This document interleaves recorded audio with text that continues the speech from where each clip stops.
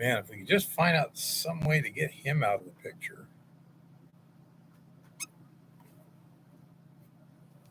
See which way to get him to the side there.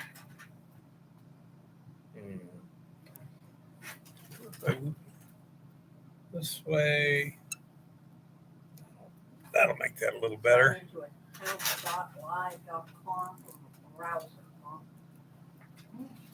Lord.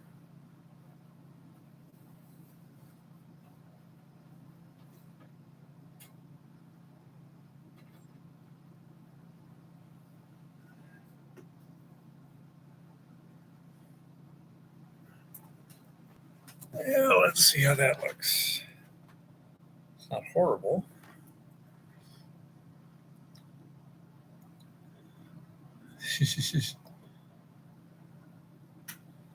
Okay, get a little more.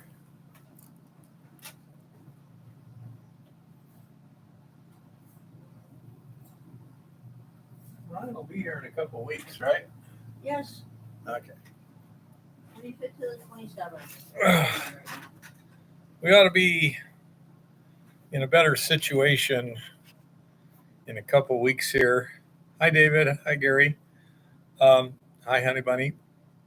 Um, we got the new camera. We got the new mic.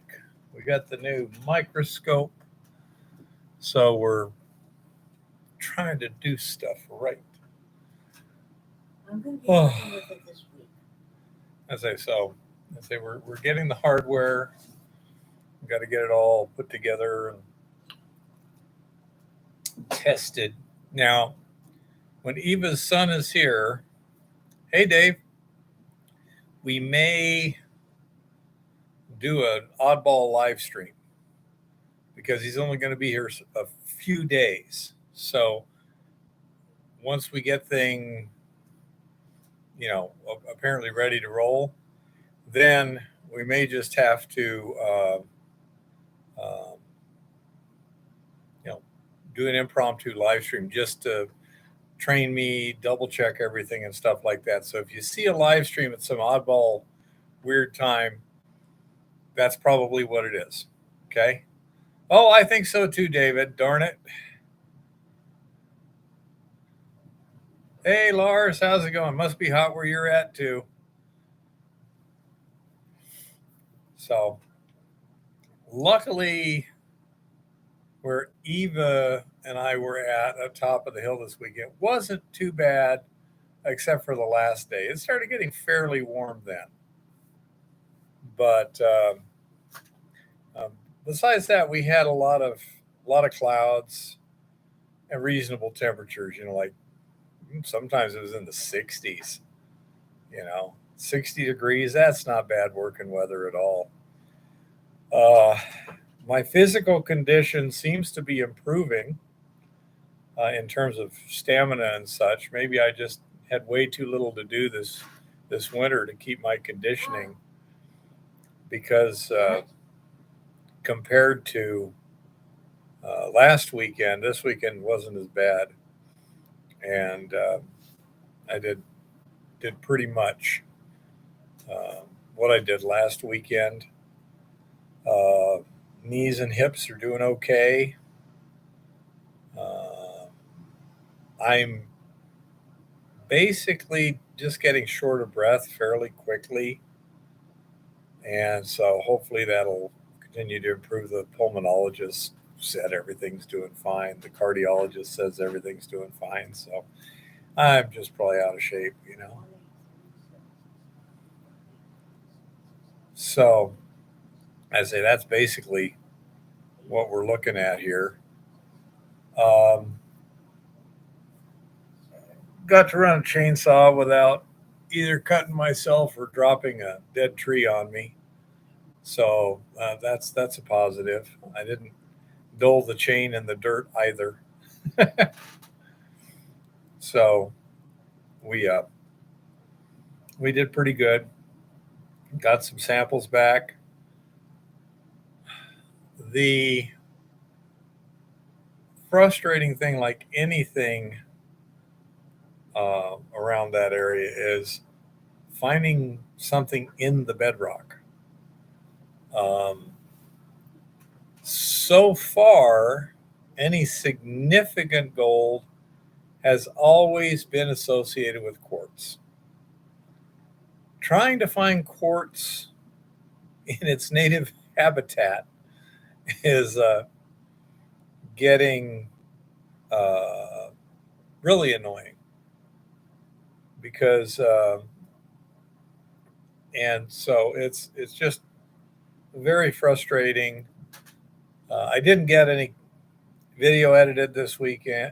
Sorry, too busy between in the mill and out in the field. And, I mean, just go from one to the other, zip sort of thing. And so didn't have time to. I got some video. We're trying to keep the mill running, trying to keep the exploration going, trying to get the claim stakes in, et cetera, et cetera. And there's just not enough days in a week. If we had a 9-day week, I think we could pretty much do it. But anyhow, it's been doing pretty. Oh, I got to write down my hours for the trip. I forgot to write down my mileage for the last trip too. 4 days, TOH plus mileage. Yeah. Anyhow, so things have been going pretty well, and just, let's say, not enough time.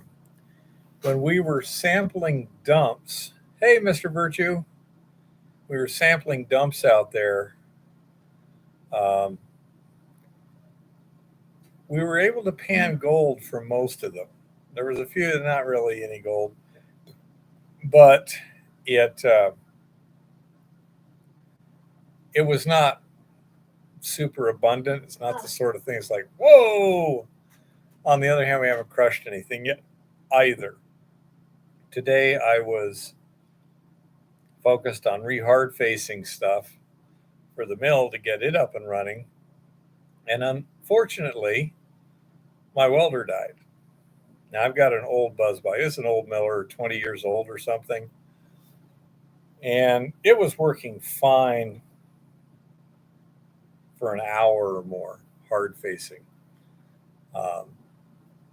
And reading the specs after things stopped working smoothly, it says it's supposed to be 20% work cycle. I was giving it more than that, but the main thing was I'm pretty sure the fan went in the buzz box there, stick welder, and when I was looking, I was trying to find the fan where I could see if it was turning. I was like, where the hell did they put the damn thing? When I turned it on its back, I'm not exactly sure where the fan is, but I know where one of the fan blades is. It's laying right there. It's like, I think that's diagnostic. But anyhow, I called Miller and talked to a tech support sort of thing. And he says that model Miller does not have an overheat protection, which I think is kind of unfortunate. Is it all burned up? Not like a smoking mess. I can look through the back and everything. I haven't pulled the cover off, but it'll only run 20, 30 seconds before it shuts off again. The fan's to cool the transformer, David. It's an old stick welder is basically just a transformer. It takes 224 volts line power and converts it into a lower voltage, high amperage DC, or it can be AC, but whatever, it drops the voltage. It could easily be Honey Bunny. I don't know. I don't have the expertise. Lauren might be able to deal with it. That might be a winter project, but I'm going to need to hard face before winter. So I'm looking to get another stick welder. Now, there's a variety of options. There's the expensive, fancy, high-class option, which I'm not a big fan of because of the expensive part. Everything else, I'm thoroughly a fan, you know. But when it comes to the expensive part, I've got certain limitations here. No, it's not the fan, David. Overheat protection is a switch, a relay that'll cut out when it gets too hot. It shuts the machine down to keep it from burning up.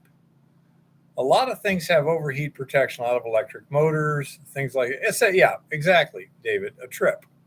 Well, apparently this one doesn't have one. It's got a 20% duty cycle and no trip. No reset. So anyhow, let's say I think something's damaged. How badly damaged? I don't know. Is it just one little spot that, okay, we got to fix that thing and everything will be fine? Or is it like, oh no, this whole coil's gone? So I say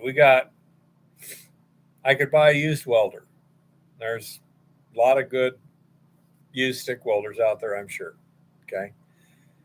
I can buy a brand new cheapo depot like Harbor Freight for $200, 225 amps. It's a 240 volt welder, 225 max amps. I don't know if it has overheat protection. I will check. Then there's all kinds of stuff in between. Oh, I'm going to be doing it on a regular basis. I need my own welder, Dave. I appreciate it, but it's something that I really need my own. I'm just trying to figure out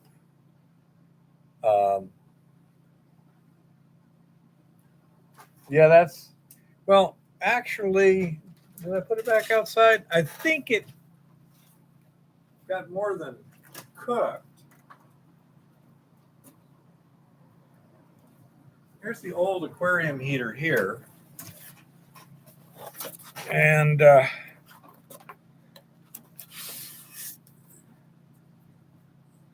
it appears to me that this, I don't know if you can see it there, but there's clearly corrosion. Yeah, wow, it's hilarious. Trying to work right in here. You can see the corrosion in there. Yeah, I think that's probably what happened. Yeah, I need an arc welder for hard facing and stuff. An arc welder, if you're only going to have one welder, a stick welder is the most versatile. I like a wire feed. I like a MIG. Much prefer it. But to get a MIG welder that'll weld half-inch steel and stuff, you got a pretty big unit. Okay. Plus, with a MIG, you got to haul around your gas and things like that, unless you go to the flux core. So, as it's just one of those things. Now, I had a spare heater because we redid that one and went to a smaller one. But here's a brand new heater here. And I have cut this rubber thing here and I removed the little button there.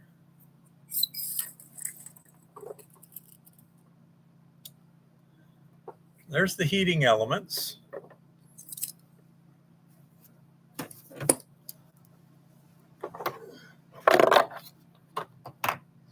And this is the control module. And if you see right in here, this white wire hooks up to something that's not the contact. It's my opinion that white wire runs through all the modules, the control stuff here, one of which is the thermostat, one's an overheat, and stuff like that. So what I need to do what we did the last time. We just took that white wire, unsoldered it from there, and soldered it to the other one. Completely bypassed everything that the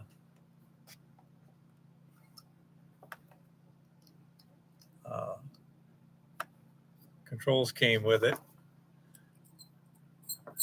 And then you just plug it back into the heating element, put it in, put a lot of silicone here, put the rubber clamp on, the whole rubber cover, and you got yourself an always on heating element. And because I use an external thermostat, for some reason the aquarium people don't think 60 degrees centigrade is a reasonable temperature range for an aquarium. I could disagree with them, but I don't think they'd pay much attention. Yeah, basically that's it. Bypass everything. 100%. Yep. And so let's say I have an external thermostat. It's pretty cheap. I forget what they were, $30 roughly, I think. But it handles all the switching. So all I need is an always on element and plug it into the switch. And that seems fine. It looks like the other one, there was a little bit of a leak somewhere, and it finally got enough in to do the dirty deed. So that's not very expensive either. That's, I think, less than $20 for a 500 watt heater. So it's amazing what you can get nowadays. And with Eva's help, I fixed our refrigerator freezer, which needed a defrost timer. And she did all the internet work and found a defrost timer that was supposed to fit the machine, and it did. It was a perfectly matched fit. It didn't look identical, but it just fit right in, screwed in place, the whole 9 yards. Did great.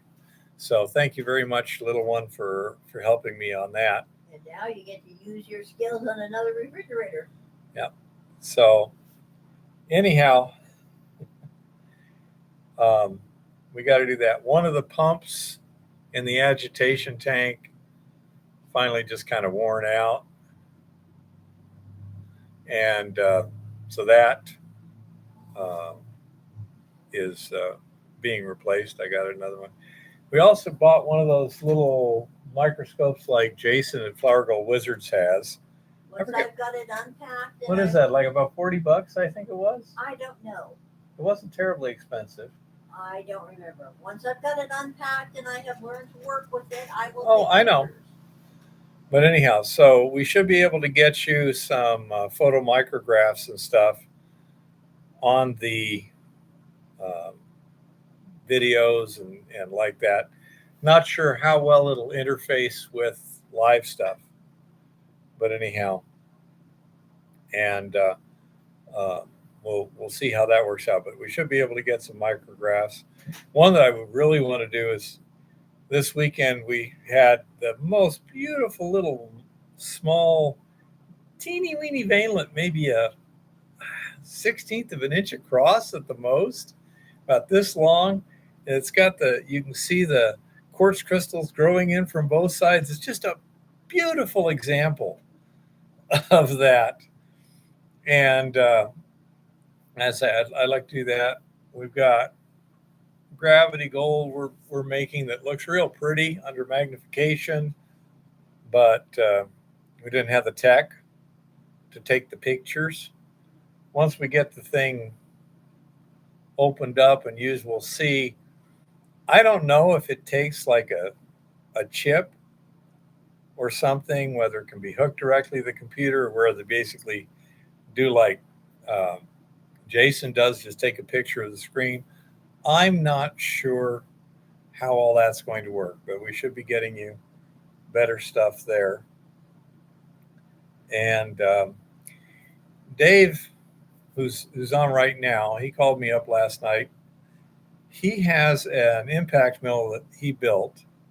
He says is working very well in terms of productivity and getting fine material. He was saying 25 to 50 pounds in like 3 minutes, you know, a bucket, whatever that is, and getting it like way past 95%, passing 100 mesh, just a little bit left. So I don't know how good the wear is going to be on that, how durable, reliable, and stuff. But after he's run a few more tons, I'm going to go down to Butte and we're going to look at it when he tears it apart. And I'll have a video with Dave's permission to show you how that's working and such. Because one thing he mentioned, and Dave, let me know if any of this stuff is confidential or whatever, what we discussed last night. I won't say any details until I see something from you. But anyhow, I say with the improved throughputs and really fine grind size, I have something to learn. I suspect I know one of the tricks there, but I hesitate to say anything until I have his permission. But anyhow, so we're going to be doing something on that. The hybrid system, I think, is working good out there at the mill. Crushing, gravity separation, simple gravity separation, not super high. I was talking to someone yesterday. And these guys, they're trying to set up a flotation plant, and they're trying to get really good recoveries from the flotation, but it's really, really fine gold, and they're only getting about 40%, and they're hoping to dial it in better. And it's like, just run it over a sluice to get the 300 mesh plus and leach the rest. If you got really, really fine gold, my opinion, leaching is really hard to beat. And the negative is you can lose that bigger gold because each particle has a lot more mass. But those are easy to catch. So just skim the gravity stuff, the easy to get gravity stuff. And I say it looks like we're getting pretty good recoveries at, down to minus 400 mesh. And testing we've done in the past, just sitting on the lab bench. What was that? Was that 200 mesh or 150? What was that stuff that we dissolved with Eco Goldex just sitting there? You recall? I think it was like 200. 200, yeah. I mean, we dissolved some core stuff with it. It just takes forever. Yeah, I mean, I think it dissolved in about a week or 8 days, just sitting in a beaker. And I'd say, as I recall, it was somewhere around 150. Eva recalls 200. Either way, that's a lot coarser than I think what's getting through the sluice. Hey, John, how's it going? So I say, it seems to me that, and of course, I'm very much a keep it simple, stupid kind of person. I believe it, Gary. But there is hardly anything that is more simple than a sluice. Assuming it does the job, no moving parts, and something like that works real well. I was thinking of a continuous sluice where basically you have a belt made out of your ridged material, and you have the belt running in a trough, similar to what the belt does in a grain conveyor sort of thing or whatever, with the little paddles, but forget that.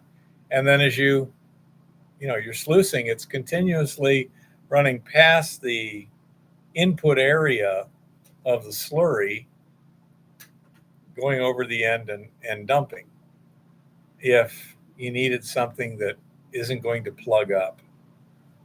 I am also going to be trying this week a, what do you call it? A series of just bar magnets, real powerful ones, above the sluice, at the head of the sluice, to grab the magnetics first. The original tests seemed to work pretty well, but I had to get the magnet so close to the flow that as soon as it really started getting loaded, it started impeding the flow. So I want to see if I can get it higher, which means a higher magnetic field. I hope we can get something that works out well in both ways. We shall see what we shall see. But yeah, it's an interesting thing to try and remove those magnetics first. And there's obviously, really good magnetic separators and stuff out there that would work fine. But to me, if it can be done easily, might as well get rid of it as soon as possible. Which mat do I like best? Well, here I'm going to state some opinions. I am very much impressed with how well the Sawtooth, what do you call it, silicone mat is working. The mud flap. Yeah, the mud flap with some silicone caulking on it. It works really well. For this much of it, I may take another chunk of mud flap and make some more, so I can put some more in there and see what happens. It has very little other stuff in the cons. When you wash off 12 inches by 8 inches, you get half a cup of concentrates to play with.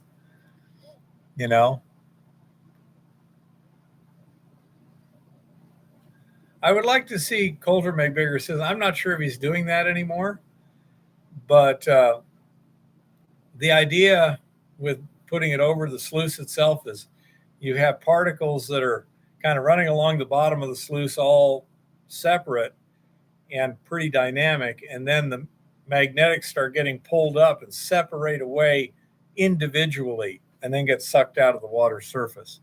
So we'll have to see. A continuous magnetic separator is pretty simple tech. Okay, but anyhow, that's what I'm looking for there. The VDR mat seems to do a somewhat better job than the hog mat. I'm not sure which gold hog mat this is. It's a series of, kind of reverse sawtooth riffles, or call it shark fin riffles. I like the VDR best. Big one, 4 or 5 little ones, big one, like that. The VDR seems to do a better job of catching the gold, but it winds up with a lot of larger material. Larger rocks and stuff get stuck easier in that. The hog mat, again, has a lot less stuff at the end of a run. Now, with the VDR mat, it's pretty easy to get rid of the big stuff by screening it. We have virtually nothing over 20 mesh. I think we finally saw one the other day, but that was over 20 mesh. But I always pan the heavies anyway. I mean, the oversize. So I'm experimenting with panning it through a 20 mesh screen, which is something I just happen to have. And then, I take a look at the big stuff. I could throw it back in the crusher too if I wanted to. Okay, I could put it in a thing. It would also be convenient from an efficiency standpoint if I had the vertical room at the end of the sluice itself. If it just dropped the flow onto like a 60 mesh screen that's at a pretty steep slope, that would pretty much screen out all the fine material to go through it, and the 60 mesh goes over the top for regrind. Wouldn't be technically too difficult, but it would be difficult in the space that I've currently got. Again, I'm doing some experiments here. But I would say in terms of gold recovery, I'm pretty convinced the VDR does a better job than the hog mat. On the other hand, I am not convinced at this point whether the VDR does a better job than the sawtooth silicone mat. One thing I haven't tried is switching those. I suppose I should.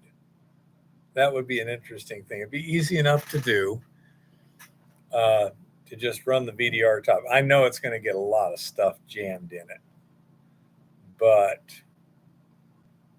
it'll be interesting how much gold gets past it. I should do that. I should really do that. Personally, I like the mud flap and the VDR. I like the mud flap too, but I could take the mud flap and put it down below the VDR up, and see what happens. Now, I am thinking we ought to get us a piece of AstroTurf somewhere. I'm not terribly worried about the AstroTurf. You're going to get a lot of other stuff too. Dream mats, that's very similar to the VDR. Okay. It may be essentially identical. I do not know. But those little vortex things in the VDR are very similar to the Dream mat. And so I would think that would probably work pretty well.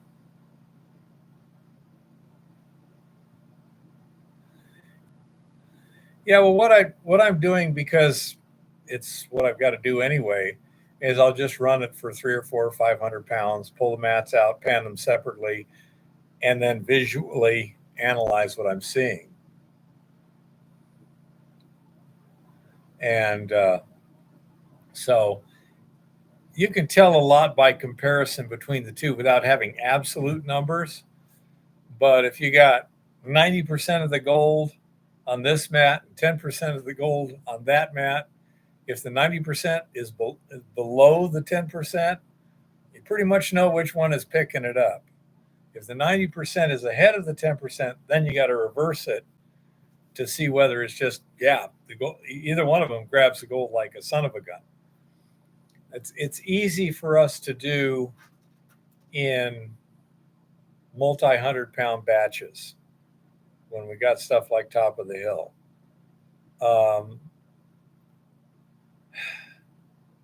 The annoying part of this, the exercise right now, is we got to have we have a number of things that are samples. Now, some of these are pretty good size, but we're looking at jaw crushing down to 100-pound sample, and then doing a pulverization so that we got something for a lab and for a hand pan. But assuming it looks good at that point, and for a bottle roll assay. Just a minute, I was just thinking of that little one.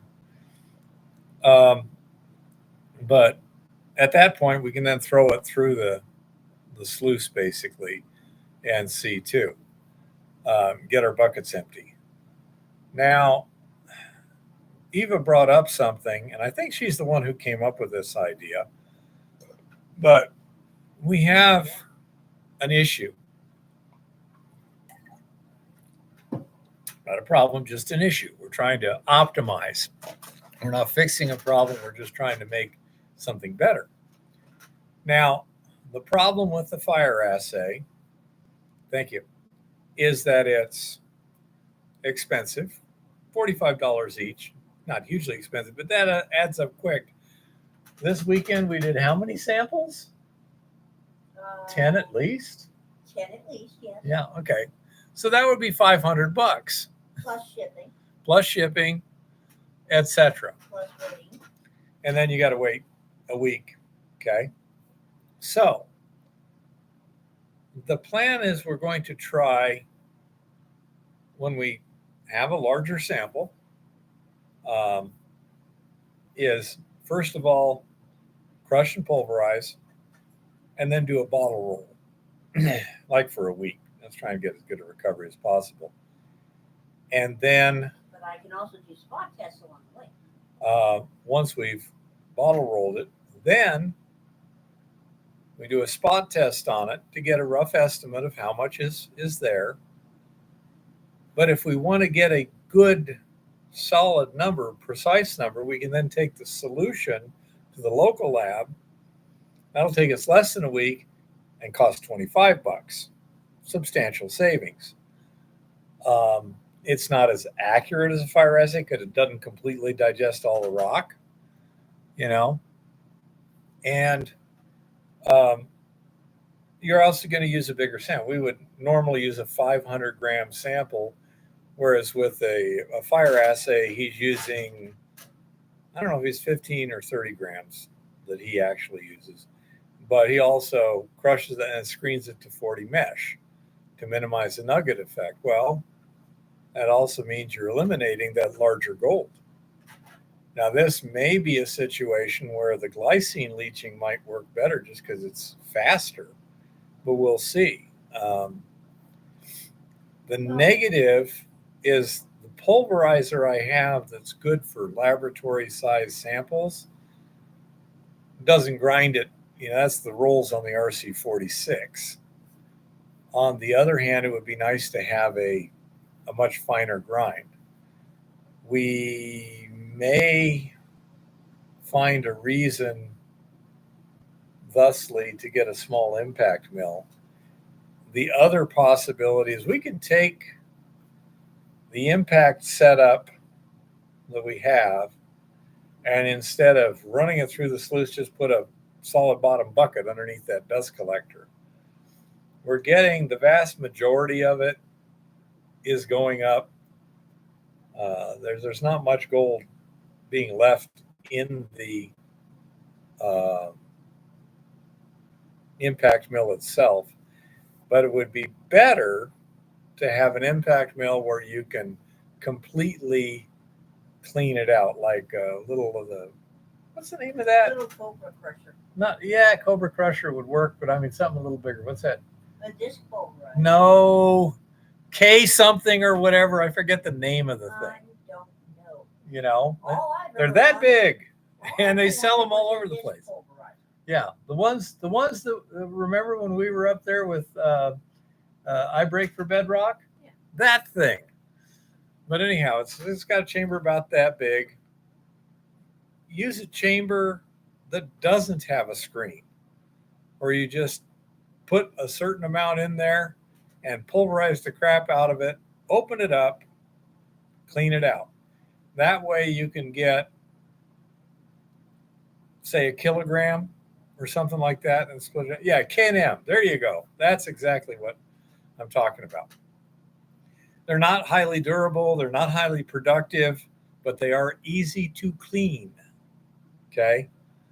And as such, for a lab thing, that's nice. You can do a small sample, thoroughly pulverized, cheaply. Like, disc grinders are ideal for laboratory stuff. They're just expensive. If you can get a good one cheap, like a used one, whatever, yeah, that would be a great thing. You're going to have to replace the disc sooner or later, but again, if you're just using it for sampling purposes and you're not running, 100 samples a day, the disc should last a long time. But we'll see how it works with just the grind out of the RC46. And we can also try comparing that to impact milling and just collecting the solids at the top.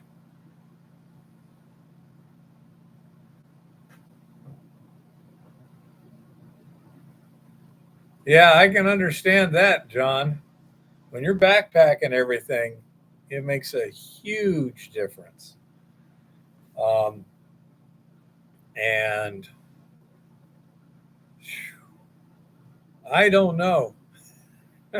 Um, and I don't know. You'd have to look at that particular situation and stuff like that as to see what's the greatest thing. This weekend, I would have liked to have been able to use a frickin' excavator because you got an old trench up a hillside or whatever, and you think, ha, all I got to do is dig in that trench and I'm going to get to whatever it is they were mining. Well, I was 5 feet deep and still hadn't hit anything that wasn't, loose. Uh, it appeared to me like on the sides I had a finer grain, more consistent stuff, like I would think of as soil, kind of a grainy soil. And then there was like slopes. It's like, yeah, this is the ditch that they were digging, which had larger rocks in it, so, which makes sense. As you go up the hill, you throw the big rocks behind you and stuff like that. So I, you know, I'm sure with a little mini excavator, it would have taken minutes and we would have had some answers. But you have to get permits and things like that. We would have also had to do a lot of road clearing to get an excavator in there. Now, if you had an excavator, it's pretty easy to clear the road.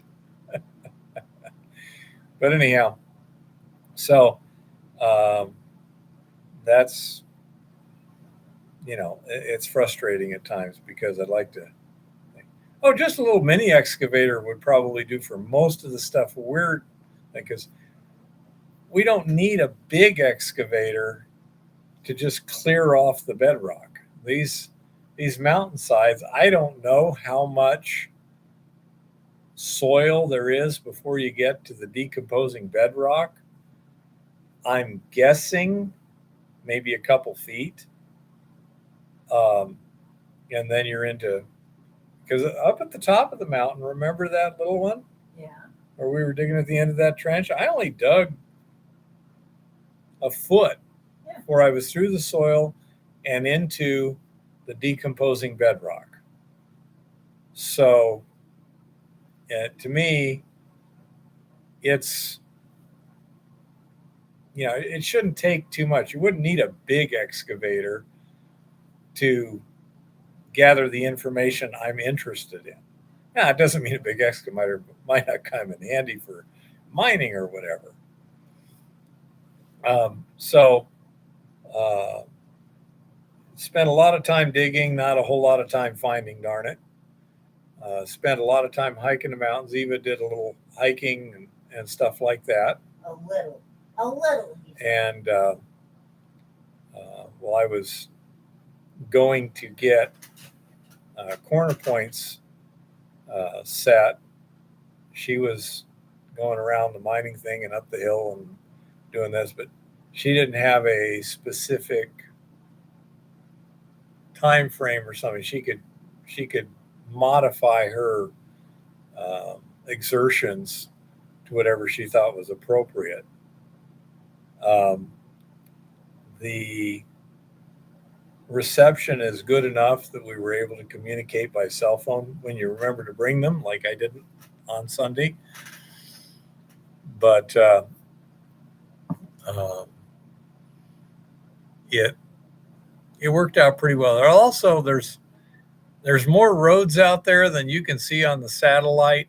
I suspect some of them are a lot older than others because they're wider and they're more rounded.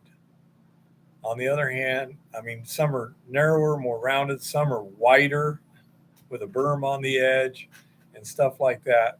So I'm not sure exactly what's going on, but it wouldn't surprise me if those were from the 1800s and that was from the 1930s and things like that.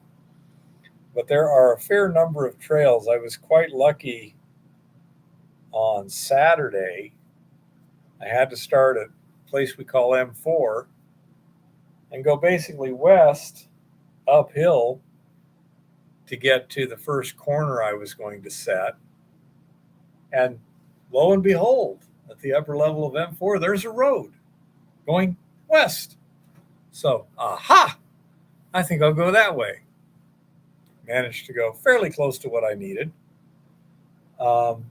Then at the last survey, last claim corner I was setting, as I sat down by a tree and started just getting a little snack and hydration, I look and I'm like, that looks like a road. And it's going, in general, back to M4. And so I took it, and indeed, it connected right up with the road at M4. It wasn't a perfect match. They were at slightly different elevations, but they were perfectly lined up. And there were some bushes I had to bushwhack through a whole 10 feet. And then I showed you in that trench when you were standing on one side and I was on the other. I was like, we were on the same road, dude. And Eva mentioned something that I had missed. The road from M4 west, when you stand there and you look, you can see that goes right over the pit at M4, right over the middle of it. And I suspect that what happened was when they built that road, they saw something in the soil they were moving, started digging. Whatever, I'm not sure what the deal was. But yeah, you don't usually build a road right, that dead ends into a pit and then starts on the far side. The road was there first, then the pit came in later. Not sure why, because I could never get down to the bedrock where the pit was. Very annoying. But again, that's just one of those deals. You only have so much time. Well, when we plot in all the pictures I geotagged, you'll see there's a grid. Oh, I got a bunch of stuff I got to plug in too. I found 2 patented mine corners. We're very, very convenient out here, where you've got a bunch of patented mining claims surrounded by Forest Service, and the Forest Service at some time, I think it was 76, I think. Yeah, it was 76. I think it was 76.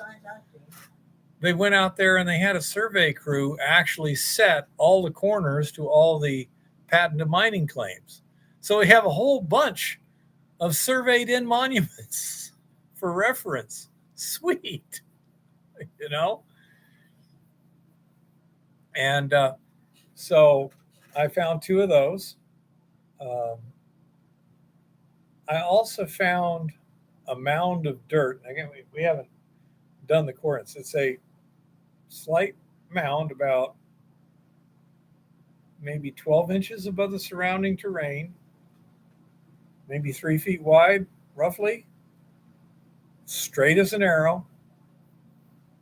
Looks like just surrounding rock, soil stuff.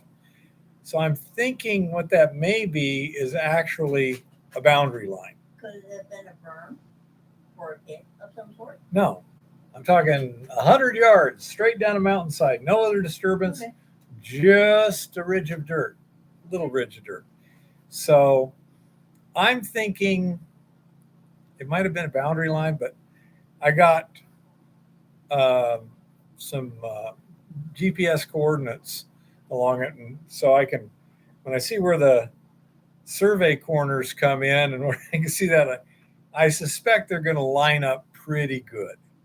Just a guess, okay? But I don't know.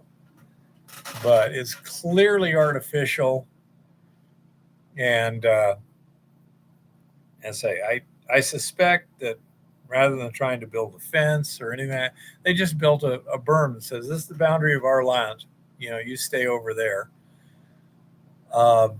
That's my guess, because it's something that you can do with hand labor pretty quickly. Picks and shovels, you can build a lot of berm in one day, just a little berm. So it's not the kind to keep anything out. how many years of decay? At a minimum, 90. Some of this stuff may be more like 150. Okay. I say, so it's hard to tell. This area doesn't seem to get a lot of gully washer rains. I don't see the kind of water erosion I'm used to most places. Some of that may just be that the ground cover is thin in terms of not very tall, but reasonably tough. But I mean, I'm walking on hillsides 2-to-1 slopes practically, and I'm not seeing gullies washed in them. So And the roads. I don't know. Yeah, the roads are still in pretty much good shape. You know, if you just took all the vegetation off, you know, you could drive the camper down them. You know, they're in that good a shape. So Yeah, I mean, basically the only place we've seen gullies is the washout on the Forest Service maintained road. yeah, the Forest Service road getting there has a worse washout. But I say, I don't know. You know, I can't. Again, all the records are in a warehouse that not going to be open for another year as they get their stuff rebuilt. Ha ha. And so, say it's a pretty complex situation. I got another 2, call them areas of interest, M6 and M7, that I need to hit next weekend because they're where, you know, claim corners are and stuff like this. And I really have to take into account the terrain a lot. We have, for example, one spot due to the private property and this and that, the shape of the claim is kind of like this. Okay. And I plotted it so it's 600 feet across. I bet there's going to be a road. Sideways. There may be. I don't know. Does it lead anywhere that's going to do me any good? I don't know. Anyhow, from these 2 corners, I'm going to assume if this is 600 feet, this is more like 750 feet. There's 200-foot vertical drop in that distance.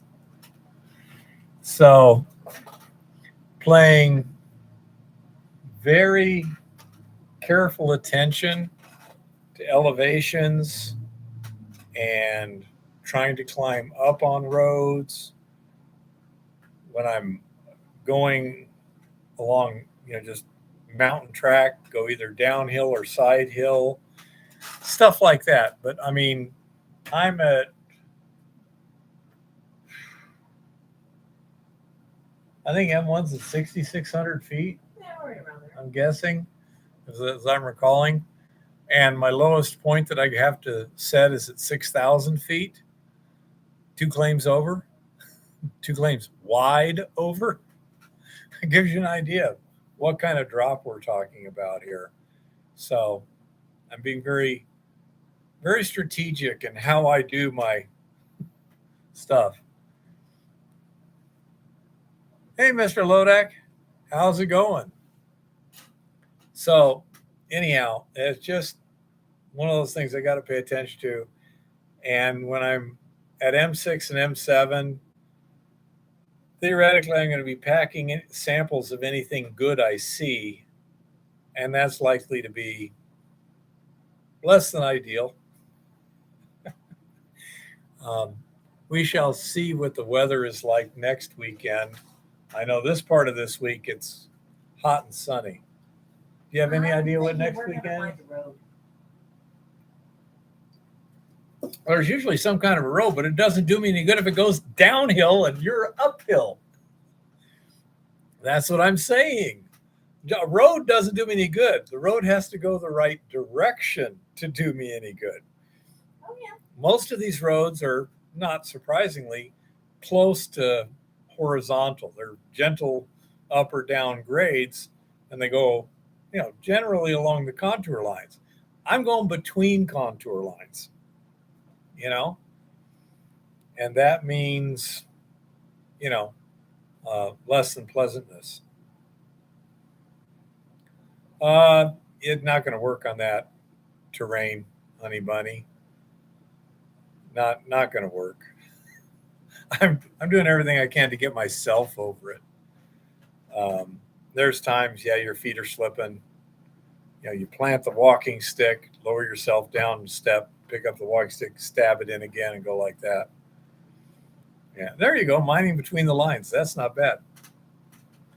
But I'm sure there's, as a matter of fact, I know M7 has a road right to that mine sitting there at the bottom of the pass. And right across there, private property. Not ideal. And I say, if we actually found something, you know, it depends. Some people are easy to deal with, some are not. I don't know how these people are deal with, but best to avoid possible complications, you know, if it's unnecessary. So I say we'll go take a look at things and go from there. I do not see any roads from M6. If there were, it probably goes up towards the claim that starts with a B. Those people. It'd also be kind of interesting to go down the road from M1 there, and unless there's no trespassing sign, just walk along and just take a look at that mine there and see if we can get any idea of the stratigraphy or anything. Yeah. You know, what's the lay of the rock? Is there a vein there? What I figured is one of the things I was going to suggest to you is we kind of wander along that road, innocent tourists. Well, let's say that's fine, but exactly when do we have any spare time this weekend? Yeah. No, I mean next weekend when we go up there. I don't know. Maybe that's something. We'll see. I think I'm going to leave you at lower M2 for my wandering about. I've got 1, 2, 3, 4, 5, 6 points to put in at that elevation or lower. We'll discuss it. You know. We shall see what the feet say. You say if you want to go somewhere else, that's fine. But I mean, I'd probably take the quad down to lower M2. You know, and so hey, blind dude, how's it going?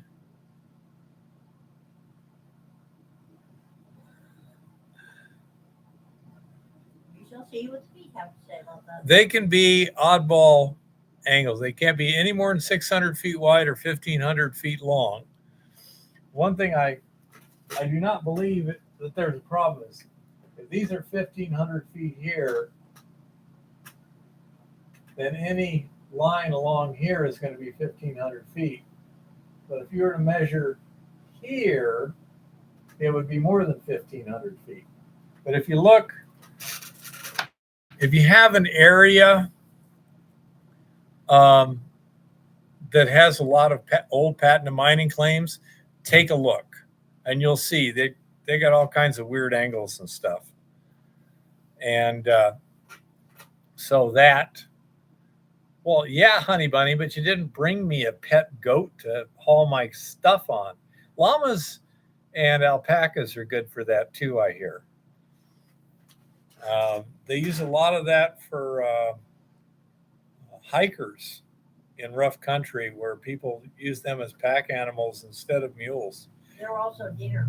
You know, you could if you needed to. I'm sure the people who are renting you the alpacas would be annoyed if you ate it. Well, that's true, but I have heard it's gourmet meat. Yep. But anyhow, so yes, they do not have to be rectangular. However, nowadays, placer claims, according to BLM, are supposed to be according to the cadastral survey, which would mean rectangular and stuff.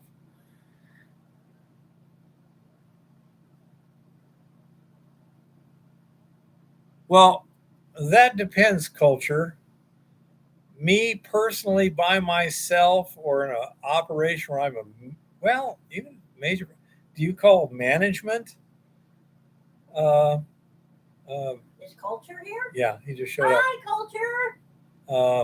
So when I pulled out of the ground in my lifetime, all of it, well, Pounds. I won't consider just being a regular employee with anything, but for 5 years I was management over at ChemGold, and we pulled out 3,000 ounces a month. I had a calculator somewhere. It took us about a year to get up and running and stuff. So 3,000 times 12 times 4 equals 144,000 ounces. Tell them about the gold bar you held in your hand. So there's 12 troy ounces to the troy pound. 12,000 pounds. What's Tell that? them about the gold bar. I'm not sure how many troy pounds in a ton, but yeah, somewhere in the neighborhood of between 5 and 10 tons of gold. Tell them about the gold bar. Yeah, I mean, People get a kick out of that. one time I was standing outside of Engelhard Refining in Los Angeles. We were making a gold delivery, and I was the less prestigious of the persons. Therefore, I was the one holding the box with the gold in it while we were waiting.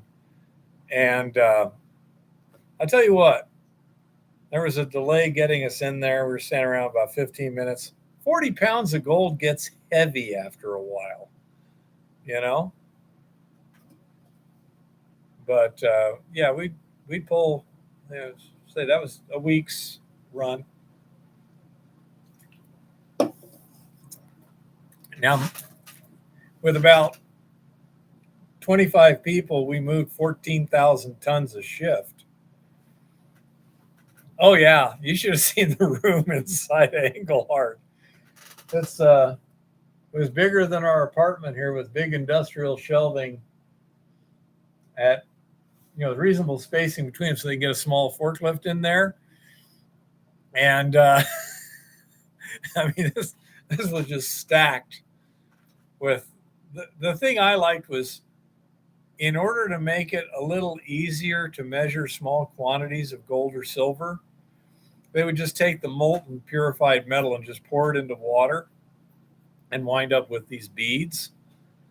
And so you'd have like packing drums, 2 foot in diameter, 2 foot high, just filled with gold and silver beads.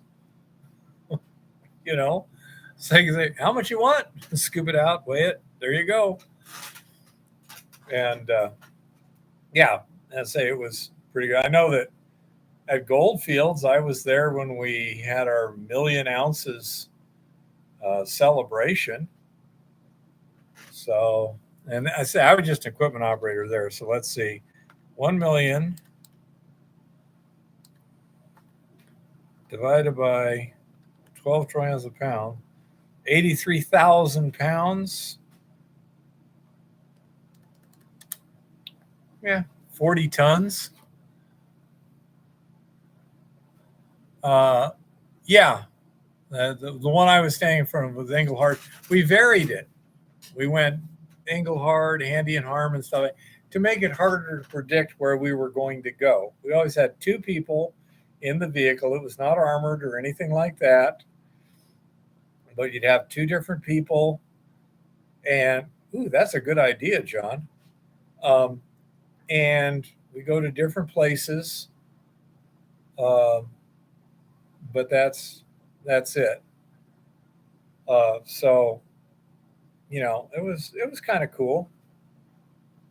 I don't know. I haven't heard any Kodak. It's all silver. I don't know what the big deal with silver is. Maybe Culture or Currency knows. But yeah. Hey, Jean-François. Comment está en français? Comment allez-vous, Jean-François? Well, it would depend on whether or not the private land has the mineral rights underneath it. In a lot of cases, Oh dear, Jean-Francois. That's not good. Um, but that's not uncommon in that when you did a homestead, you did not get the mineral rights. You only had the surface rights. So there's a lot of homesteaded land out there, private property, that does not have the mineral rights. So what's the good news, Jean-Francois? Um, but it is not uncommon at all to have private property that does not have the mineral rights. Then it becomes a question of how do you get the mineral rights without trespassing or something like that. And if it's even open a mineral discovery to get the rights. Well, if it's private property, you'd have to worry about. I say it's a pretty complicated legal stuff, but it can be done. I believe what you have to do is notify the landowner that you intend to go exploring for minerals, and they got 60 days to contest it. And if they don't, then you wind up being able to just go out there. You have a new statement. Really? I have a new statement. What? I don't know. St. Peter's Health. Ooh, they want money. Good luck on that one. Well, your statement probably said 0.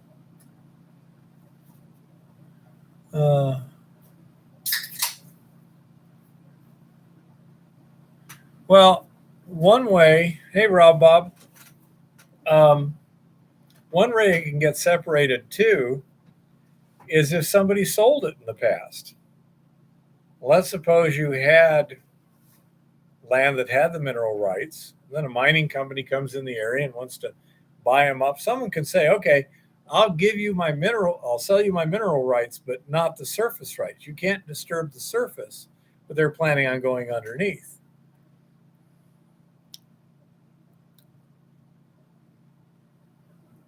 That is correct, Ali. If you leave any open land at all, someone could claim it, which would basically be a problem if you were actually mining or something. But it's hard to tell. But overlapping is a common thing, or using common corner. For example, if you're blanket staking an area, you say, this is the corner post to that claim, and the other corner, it's the northeast corner of this claim and the northwest corner of that claim. Therefore, there is no thing. How are you doing, Chris? Hi, Chris.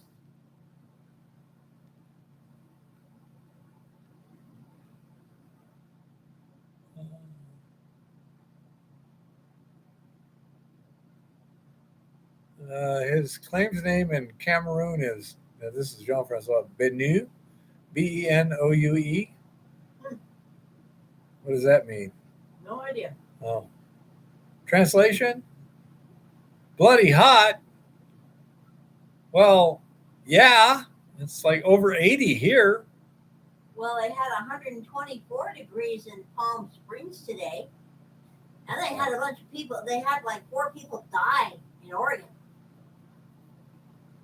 Well, blind dude, I'd have to write it down because my stupid browser is.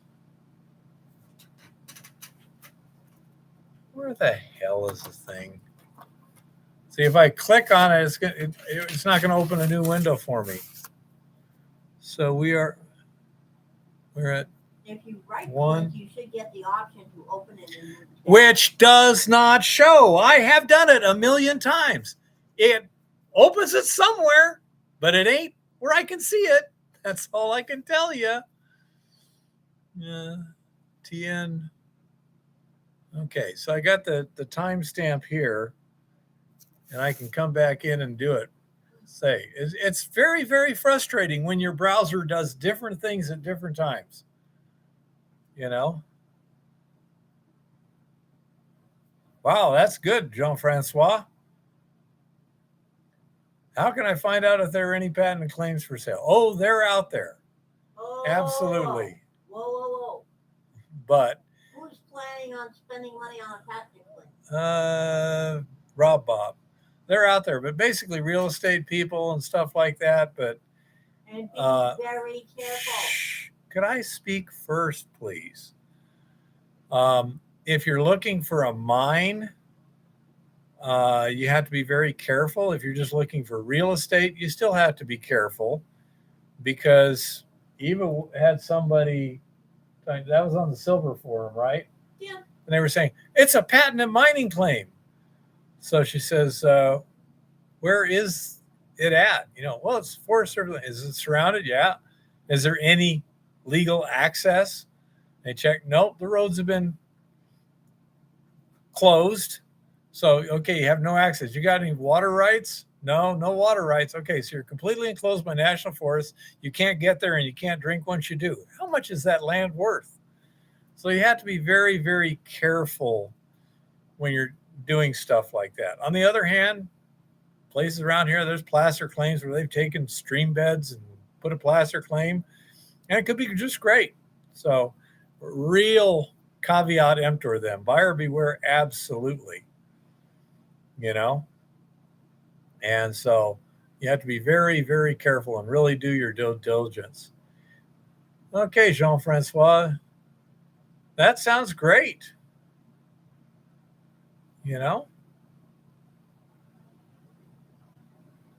Those ones used on refresher as a pre-treatment. Yeah, try and get them to follow the law these days, Chris. I'm sure you've had that issue over there. Yeah. Oh, that figures out, Jean-Francois. As one person kicks out the illegal miners, they wander someplace else.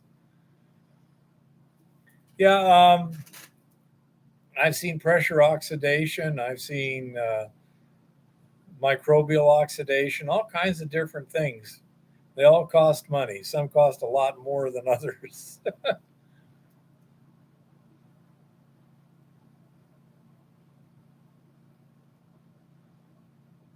Advertised a gold mine. Yeah. Produce just silver, zinc, and copper. Yep. That's good. I think kind of the tide's turning, Chris. But legally, what was that? There was a something or other 1884 rights of way or something like that. Cool, Brian. And so theoretically, you're supposed to have access, but the government. Oh man. Oh, that's a wilderness study area. We can't let you do that. I know even here in Montana, it takes forever to get stuff through.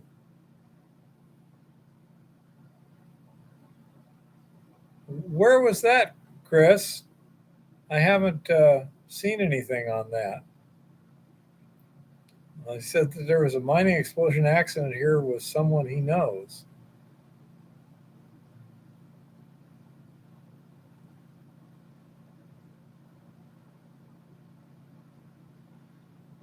I believe you're correct, David, but as I say, the Forest Service has a wonderful job of destroying the roads and saying, no, you can't. Forest Hill off Mosquito Ridge Road. How bad was it, Chris? Anyone seriously injured or killed, or what happened? Just the bare bones.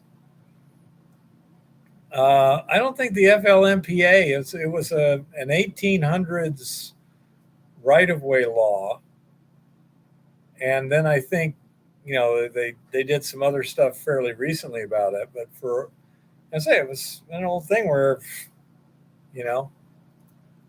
major injuries, one possible fatality. Wow, that really sucks, Chris.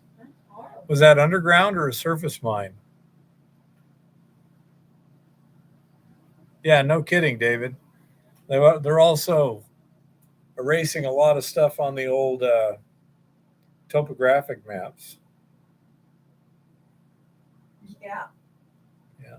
Funny how that happens. But yeah, I say it's one of those things that,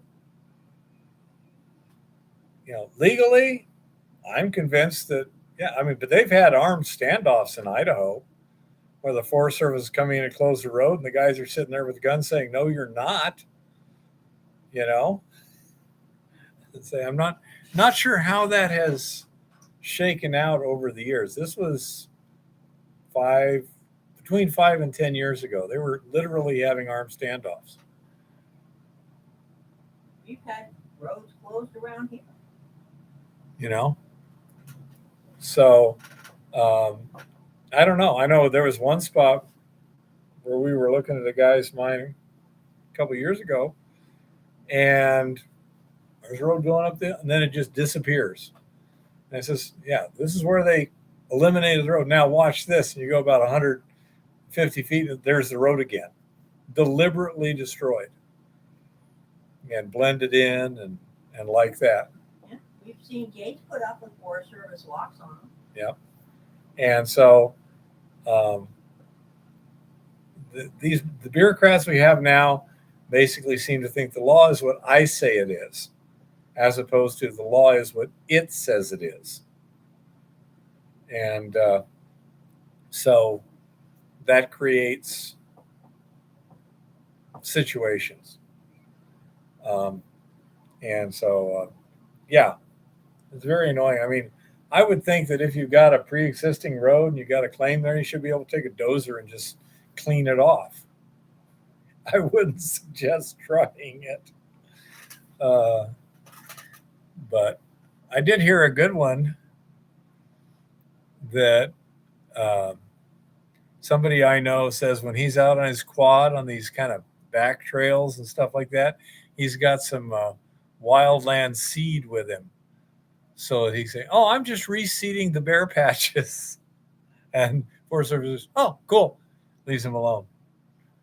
And it's pretty stupid when you got to play games like that. Right now, you do though, and hopefully that'll change soon. But who knows?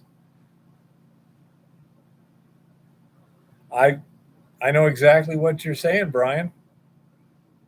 And as long as it's not over private property, you should be able to spiff it up without a problem. Be it Forest Service or BLM. There it is. It's just a dozer track on a mountainside. But, you also have to take into account, is it better to be unobserved and just do things quietly, or is it better to be wide open, draw attention, and try and pound them into submission? That's something that you have to carefully consider on a case-by-case basis. I know a guy, he's got a car dealer's license, and he was driving a vehicle, and cops pulled him over for, not a current license. And he says, "See the dealer thing?" And the cop said, "I don't know." They wrote him a ticket. He went to court to fight the ticket because here's the dealer tag, here's the title, signed over to me, blah, blah, blah. They literally, the judge says, you are not allowed to present evidence. Okay? Pretty clear to me that's not the law. But, yeah. I think he eventually got out of that, but all his legal fees and stuff, that wasn't reimbursed. That judge should be thrown in jail, in my opinion. Not just off the bat. He should be thrown in jail for breaking the law. The Trump case that wouldn't allow him to present evidence. And I say when they go completely out of line like that, they ignore the rules, the Constitution like that. They just need to throw them in jail. It would stop real quick. Just like Boeing got a $250 million fine for their criminal behavior on the 737 MAX. What do they care? They didn't lose any money. The individuals didn't lose money. They didn't lose their freedom. Put people in jail. Take their personal money. You'll have a whole lot less of these shenanigans running around out there.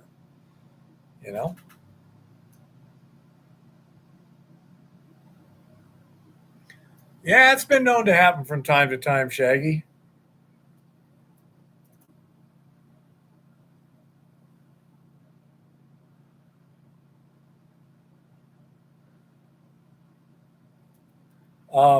Another thing that several people have brought up recently is we need to start working on mining districts again.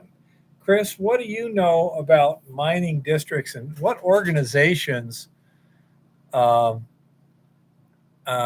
been working that so that we could kind of piggyback off of their knowledge and stuff? What organization would be good to contact about new mining district, forming new mining districts or reactivating them? Yeah, I mean they're old mining districts, but who should we talk to about that?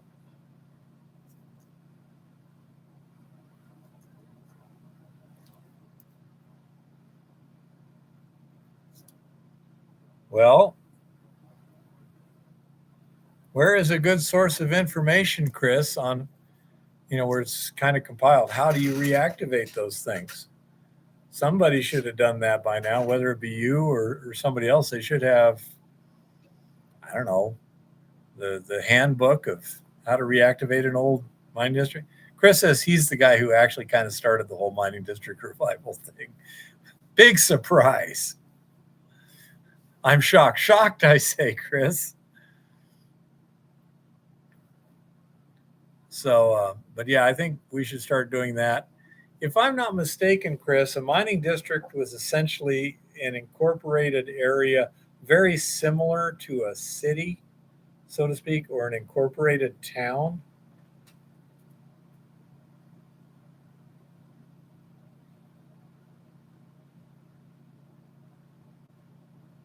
You do a shit ton of research, okay, not specific.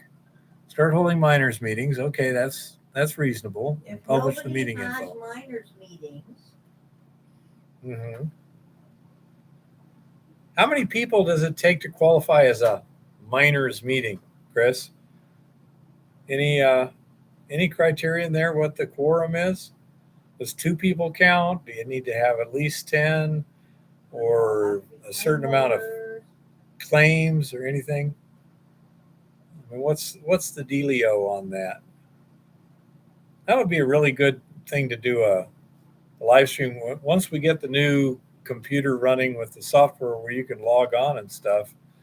That would be great, Jean-Francois. We can do a live stream with you and me zooming back and forth and stuff.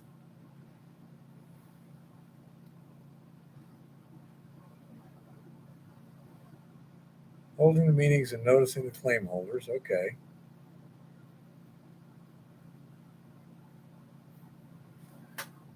Because I think that would probably be a good idea.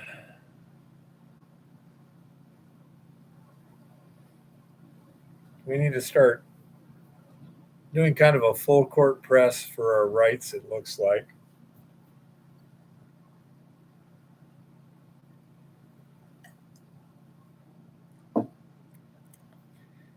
They've had from 3 to 4 to over 60. Okay. Hey, Jim, how's it going? Yeah, well, what consists of a quorum of mining rights holders in that district? More than 50% of the claims? Any idea? I think you have an idea. We can't talk about, but what district I'm talking about. You've been kind of active up there too.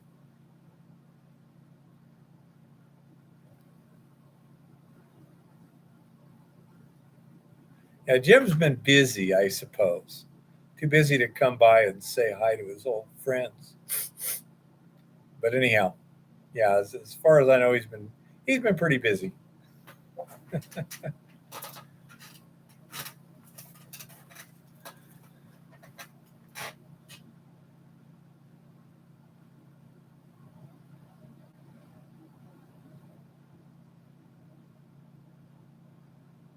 Yeah. The mining districts are local, you know, like Raidersburg and Boulder and I think some of Lincoln's those. got one.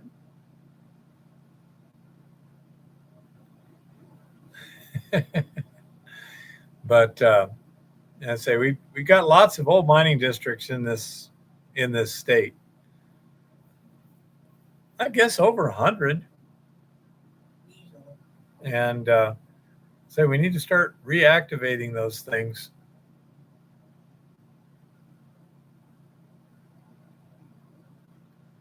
Yes, Shaggy. There's a lot of uh, old mines, some unclaimed in any way, shape, or form now. Yep. So, yeah, this is a target-rich environment. But yeah, we need to get going.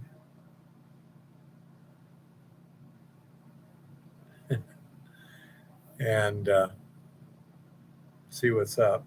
Yeah, we'd have plenty of time in the winter around here.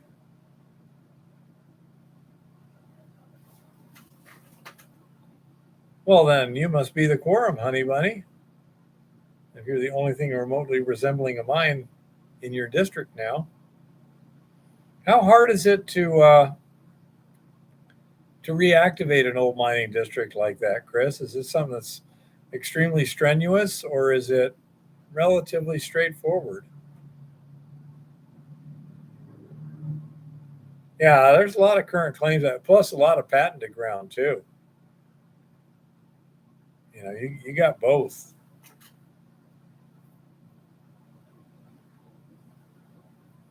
So it gets complicated. And then you got some areas like Golden Sunlight there that just blanketed, square miles.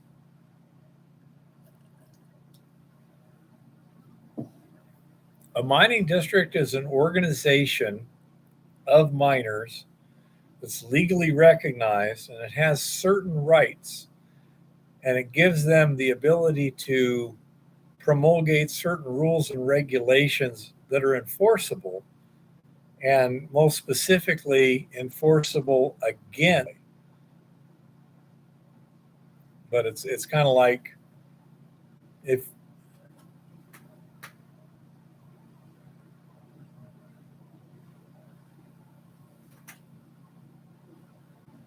how about land use rules and stuff like that on say Forest Service and BLM land? Can you like modify those land use restrictions that they tend to use to keep you from getting anything done?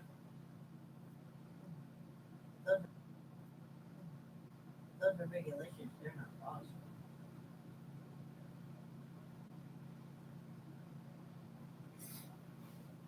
I have no idea, Jean Francois. Chris is the expert at this. No, I'm thinking more in terms of resisting illegal moves by the things like Forest Service and BLM to say, you can't do that. And it's like, yeah, but the law says I can. What did you find, Alex?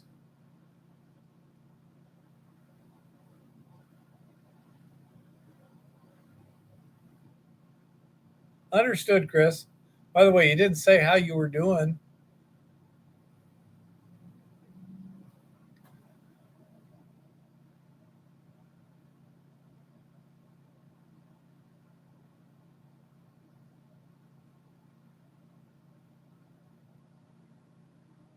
Possibly, but I think there's a lot of. Alex found a big amethyst scepter last week. I want to find those. Why do you have all the fun? I didn't care about the weather, Chris. I care about you. Uh, I see you got some more fires going on up in your general area there. Um, Juan is staying busy.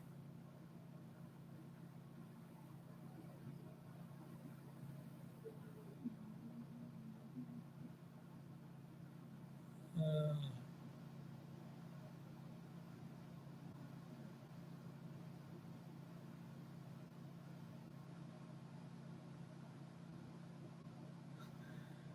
Jean Francois says, Gemstone Junkie Goddess, LOL. Well, yeah. I love crystals. Oh, well, that's not a good thing. Is the power just because of lack of power supply, or is it because fires and disruptions like that?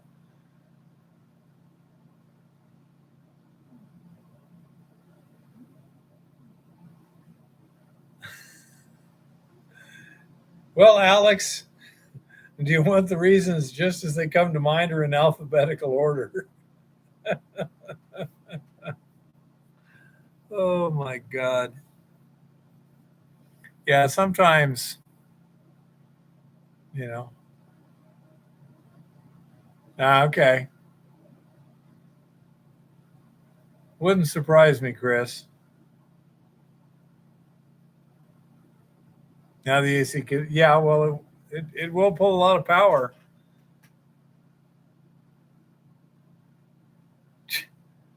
Man.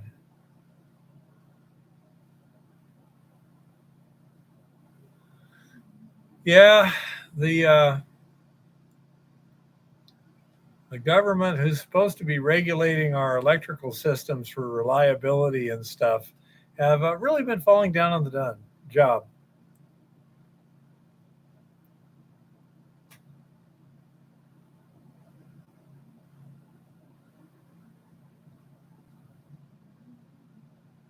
That's more complex than I understand in detail, Jean Francois. I kind of get the gist of it, but I really don't know myself.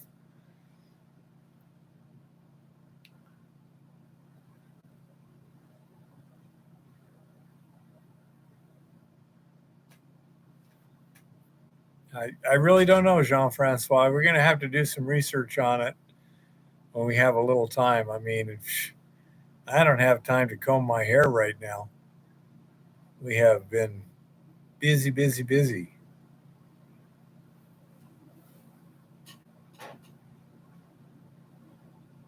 Uh, we are keeping the mill running, but we're going to run out of ore in a few weeks here if we don't start pulling some more in. We have some possibilities.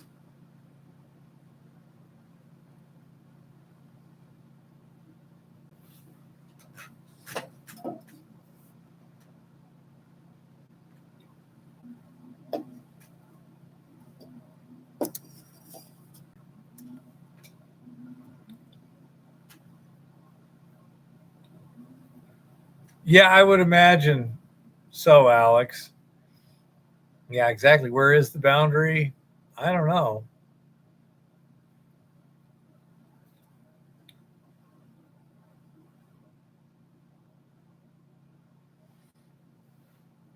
Let's see.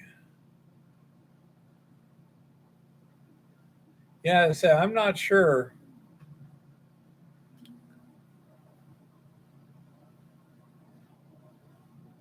Not unless they're forced to, Shane. Yeah, that's what proper regulation is supposed to do. Rein in the uncontrolled um, capitalist short sightedness and say, look, you got to if you don't want to be have to deal with competition, you got to follow the rules.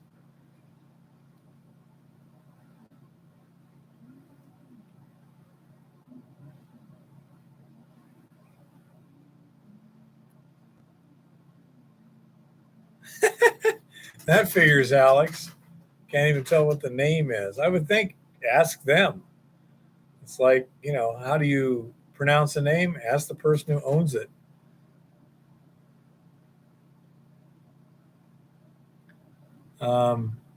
Somebody I know says that a lot of our spare parts went to Ukraine here too, in Montana.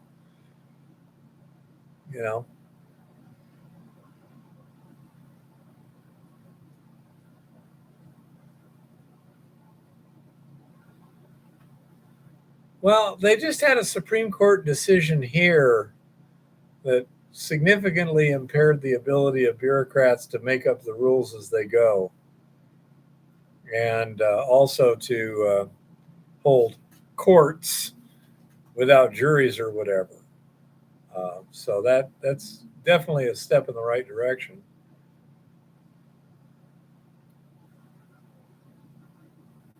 So again, I think we're generally headed in the right direction, but we'll see how it goes.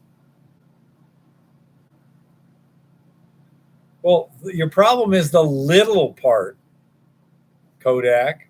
You need a lot. If you have a lot, then you can make up the rules. Until then, you're just out of luck, man. Sorry.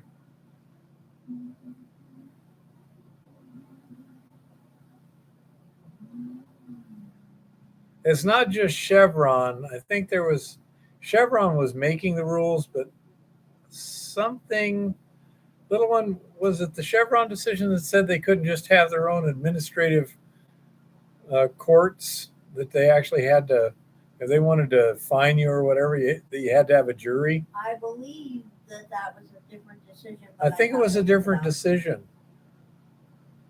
I mean, Chevron was good.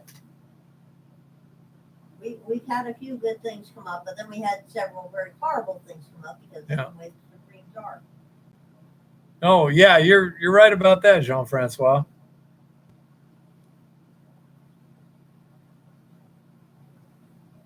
I mean, we all know how the Supremes are. Yeah, that's how I recalled it too, Chris. I'm not sure what the name of that was. I think it was like a, kind of a complicated name, like Elmo Freenbean versus John, the Department of whatever.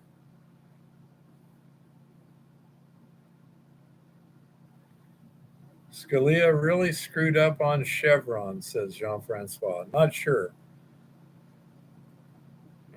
Supreme Court's been pretty hard to predict nowadays. I'll put it as well as I can.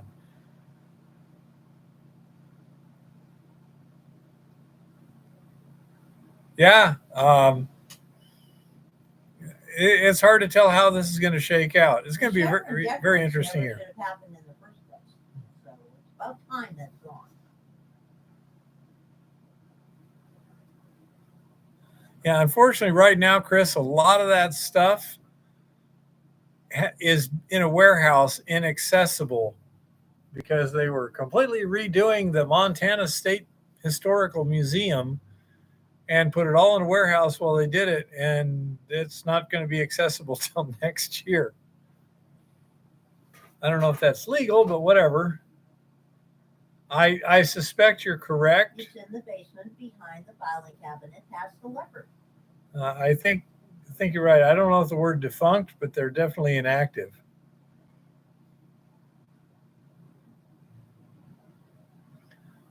In California, you're probably right, Chris. Idaho, I think, has a much more strong dredging community in relationship to everything else. But I don't know. I mean, clearly, the regulatory environment is a huge thing, and the administration is looking at rewriting the 1872 mining law. By the way, just keep your eyes open here. They're pulling together. They're putting together focus groups and stuff of stakeholders. Yeah, the stakeholders happen to be environmentalists, like the environmentalists who never get out in the environment. Yep.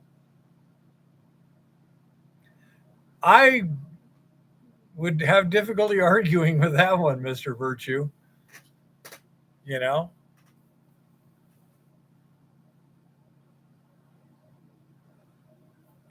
that too, Kodak.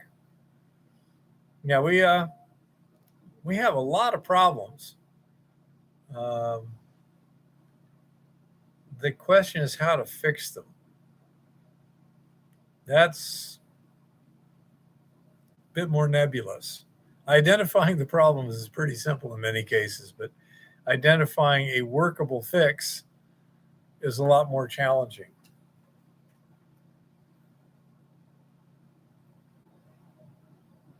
That wouldn't surprise me either, Jean-Francois.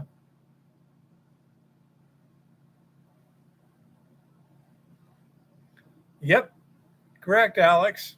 That's it. They just do their thing for whatever reason, and then the companies have to fight them on their own dime. Yeah, but that's a dangerous thing, Kodak. I understand.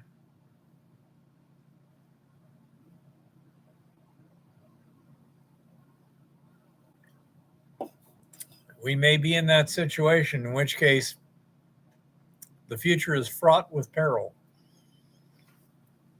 And I know that Colonel McGregor would agree with you.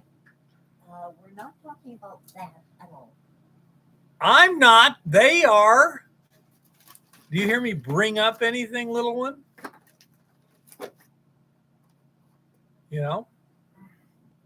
So We have more important issues, people. We have more important issues, people. Like mining districts. I think somebody is getting ready to jump in here.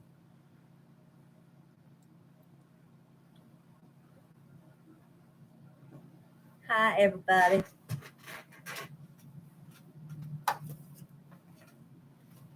Anywho, there's a number on the board. Let's have a moment of silence. Okay, that was a long enough moment of silence, I think. Anyway, all kinds of oddity up on the mountains, you know. Hi, David. Hi, honey bunny. Alex, I have not seen YouTube's rules on guns. I am pretty sure that they're even worse than they were before. You know, just ridiculous. Acid rock drainage, Jeff. It's also called acid mine drainage. Hi, Kodak. But they expanded it to acid rock because they discovered that it sometimes happens in places that are not mines as well. Which, yeah.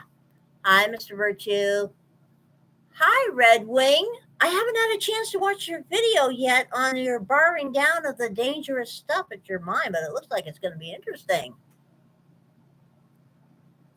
I am way behind on my video watching, people, just so you know. Other than that, I hope everybody's had an amazeballs week.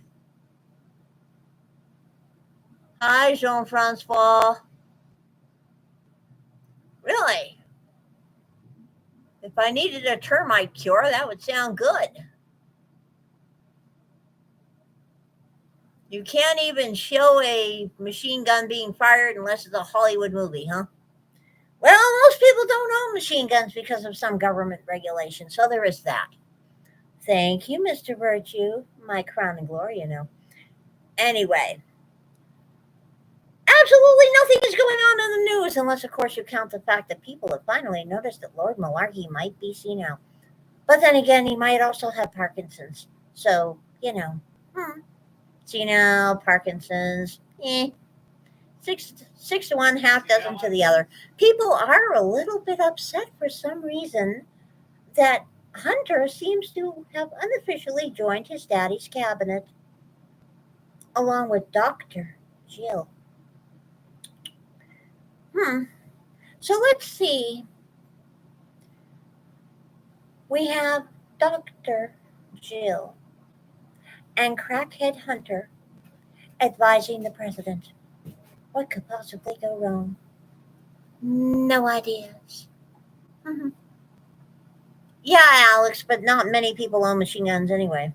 Believe it or not, as much as I agree with guns, machine guns just don't do it for me, huh? You know. So, Canada puts its big miners off limits just as mining and acquisition is heating up.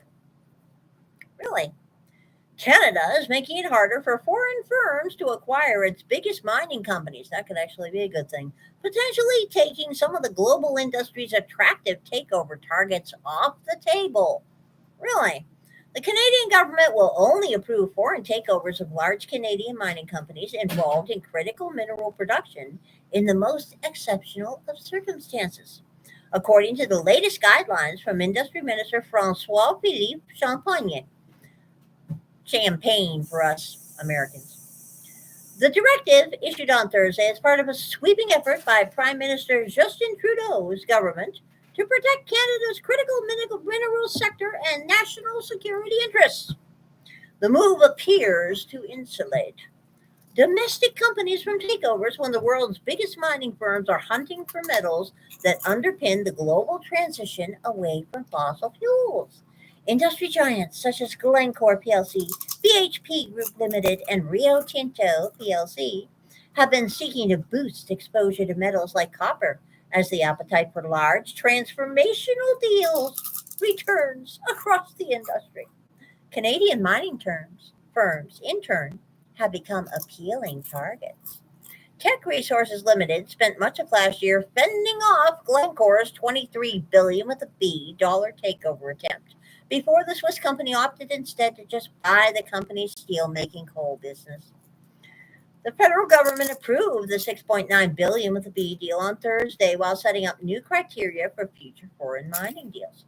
Canada and its Western allies have become increasingly concerned about securing critical minerals needed for goods ranging from electric vehicle batteries to electronics, prompting them to push to develop supply chains to loosen China's global dominance over the industry.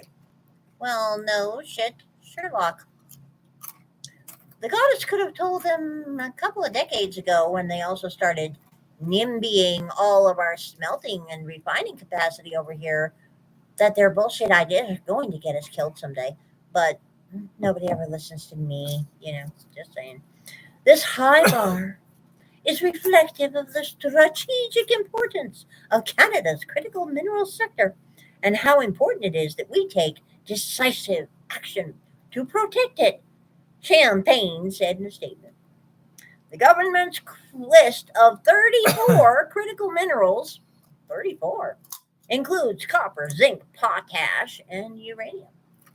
A spokesperson for the government declined to comment further on what might constitute exceptional circumstances for transactions. Oh, unwritten rules, perhaps? The Mining Association of Canada declined to comment on the new directive. Foreign takeovers of mining companies have been a touchy topic in Canada ever since a wave of deals 18 years ago took out some of the country's biggest players, including nickel miner Inco Limited and aluminum producer Alcan Incorporated. When BHP proposed to take over a potash corporation of Saskatchewan Incorporated in 2010, then Prime Minister Stephen Harper's government blocked the deal on the grounds it won't be of net benefit to the country. No shit, Sherlock. Teck is one of the few large Canadian metal producers that survived a wave of industry takeovers, even though it has long been coveted by foreign competitors for its copper and zinc assets spread across the Americas. The Vancouver-based company is widely expected to become an acquisition target when founder and top investor Norman Keevil gives up control of the company in coming years. Essentially, they're saying to Glencore, don't bother coming back for the other half of Teck, said Canadian mining financier Pierre Lassonde, who launched a competing bid for Teck's coal assets last year. It looks to me like Ottawa is preparing to ring-fence the Canadian critical metals industry with this new directive. Bloomberg has reported previously that Rio Tinto had looked into the past at Canadian copper miner First Quantum Minerals Limited, among other potential deals, although Rio Chief Executive Officer Jacob Stausholm has so far rejected the idea. Other big Canadian miners include fertilizer producer Nutrien Limited, uranium giant Cameco Corporation, in addition to Ivanhoe Mines Limited, which has large copper and zinc operations in the Democratic Republic of Congo, every miner's favorite country at this point. The new directives go even further than crack down on foreign takeovers from state-owned entities that began in October 2022. Champagne's ministry has thwarted several recent attempts by Chinese companies to make inroads in Canada's critical minerals sector through takeovers or major investments. But Thursday's comments signal the federal government is wary of foreign takeovers, even from companies in friendly nations. Oh, friendly nations. I wonder who that would be. Canada's crackdown could also That's good, constrict Alex. access to capital for companies that rely on foreign investment to fund exploration and mining projects. The government is limiting funding to the industry with their more aggressive statements, said Shane Nagel, a metals and mining analyst with National Bank of Canada. If it's going to be challenging to do, they'll just go elsewhere. Sheesh, Jean-Francois. So, yeah, that is quite an interesting little development up there north of our border. The goddess has long said that this habit governments have of allowing foreign actors to basically buy your country lock, stock, and barrel is really a bad idea. As a matter of fact, you can see that playing out right here in the good old US of A. Some of you may remember during that whole COVID lockdown madness, all of a sudden we were having all kinds of supply chain issues with beef. Well, it turned out the reason for that is rather than having a healthy, robust beef processing infrastructure as we used to have with many small companies that had lots and lots of hubs everywhere, our beef industry has shrunk to about 4 or 5 processing plants that are owned by about 2 or 3 major actors, and they're all foreign. So, yeah, letting foreign countries buy your shit is a stupid idea. Not good. So we shall see, and I shall watch with great interest to see how well this plays out for Canada, because it is a bold move right there. Silver Corp acquisition of Adventus hits roadblock. Let's see what this is all about here. Silvercorp Metals plans to acquire Adventus Mining may be revised due to a lawsuit challenging the environmental permit for the target company's project in Ecuador. The China-focused precious base metals miner announced in April an all-stock deal for Adventus, valued at $200 million, which is that seeks to grab 75% interest in the El Domo copper gold project. Silvercorp purchase of Adventus came, as it is customary, with conditions. One of them was the absence of any material adverse effect, and the company said the potential cancellation of the El Domo permit qualifies as such an effect. Gee, no shit, Sherlock.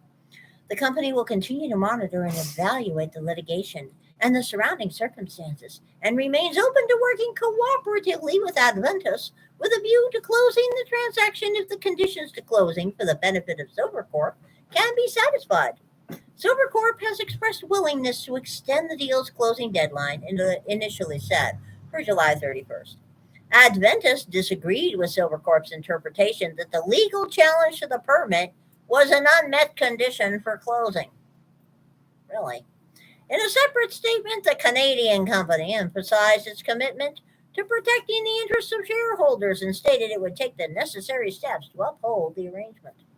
While Adventus may continue to have discussions with Silvercorp about the completion of the arrangement, Adventus reserves all of its rights in the event Silvercorp fails to close the arrangement as required by the arrangement agreement, including by the outside date under the agreement of July 31st. Ecuador's third operating mine. Adventus and its partner in the Coripamba El Domo copper gold project, Salazar Resources, plan to begin construction in June.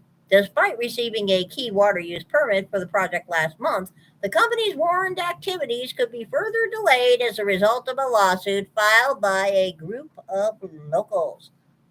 Oh, odd how that always happens. The injunction alleges the environmental permit process did not comply with Ecuador's mining laws, which makes mining firm carry out previous public consultation. Adventus and Salazar say they have ample, well-documented evidence showing the opposite. Popular referendums are a necessary step for any company to maintain a mining license in Ecuador. Without them, firms would have to wait longer than expected to have all permits in place before starting construction of a mine. Adventus and Salazar Resources have estimated a decision on the case by the local judge could take between 2 and 3 months. A potential appeal may follow, which could take an additional 3 to 6 months. A whole lot faster than the U.S., that's for sure. Depending on the ruling, the case could end up in the country's constitutional court, they said last month. They noted the environmental license remains in effect until the latest legal action succeeds. A feasibility study for El Domo Curipamba, published in late 2021, envisioned a 10-year operation with average annual production of 10,463 tons of copper or 21,390 tons of copper equivalent. This outlook is based on proven and probable mineral reserves of 6.5 million tons at 1.93% copper, 2.52 grams per ton gold, 2.49% zinc, 45.7 grams ton silver, and 0.25% lead. Okay, nice little polymetallic body right there. Once built, El Domo Curipamba would be the third operating mine considered key by Ecuador's government. To date, the country's only 2 producing assets are the Mirador copper mine, run by China-backed Ecuacoriente, and London Gold's Fruta del Norte gold mine. So yeah, this could get interesting. One wonders where all these locals come from. They come out of the woodwork. This seems to be a trend here, but you never know. Meanwhile, let's see what else we have going on somewhat in the news, okay? There may be other news. We shall see.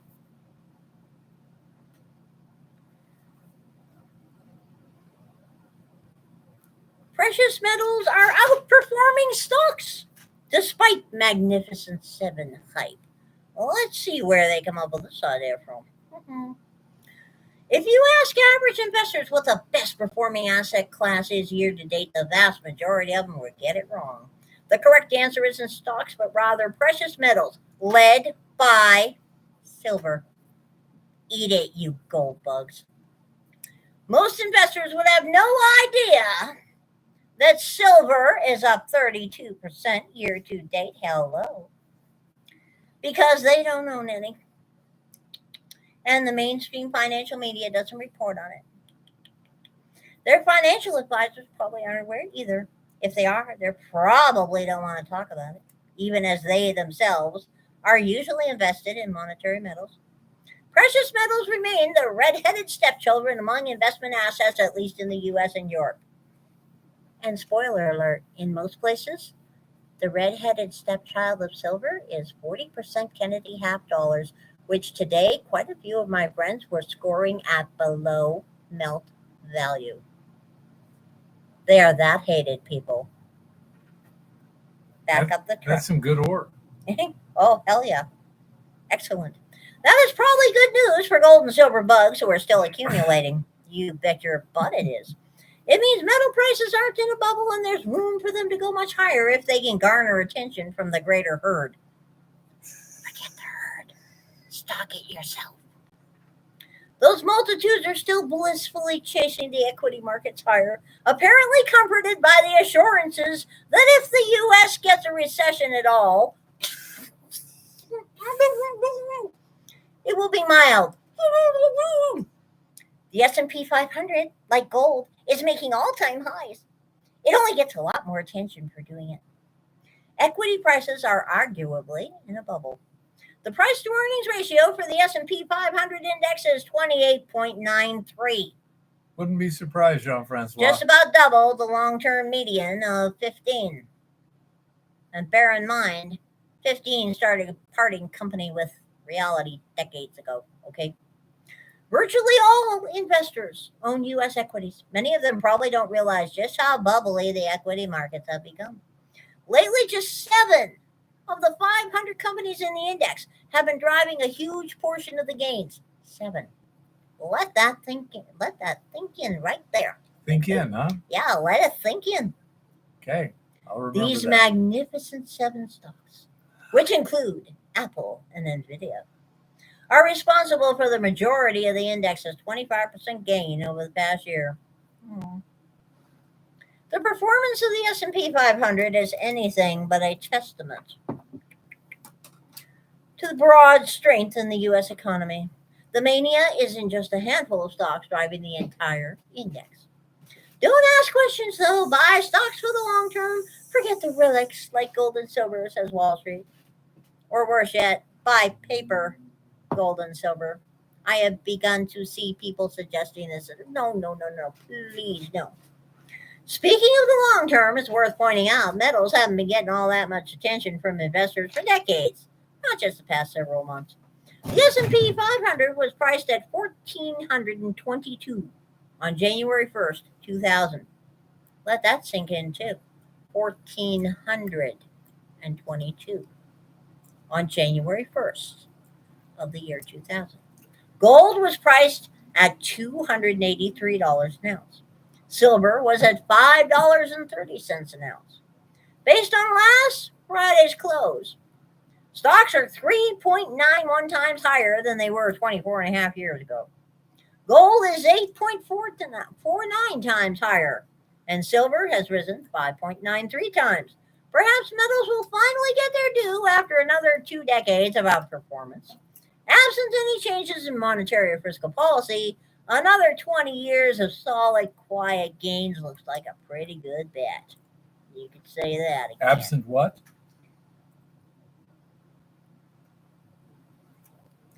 All right, I will read the last sentence again since you weren't paying attention because you're a doof.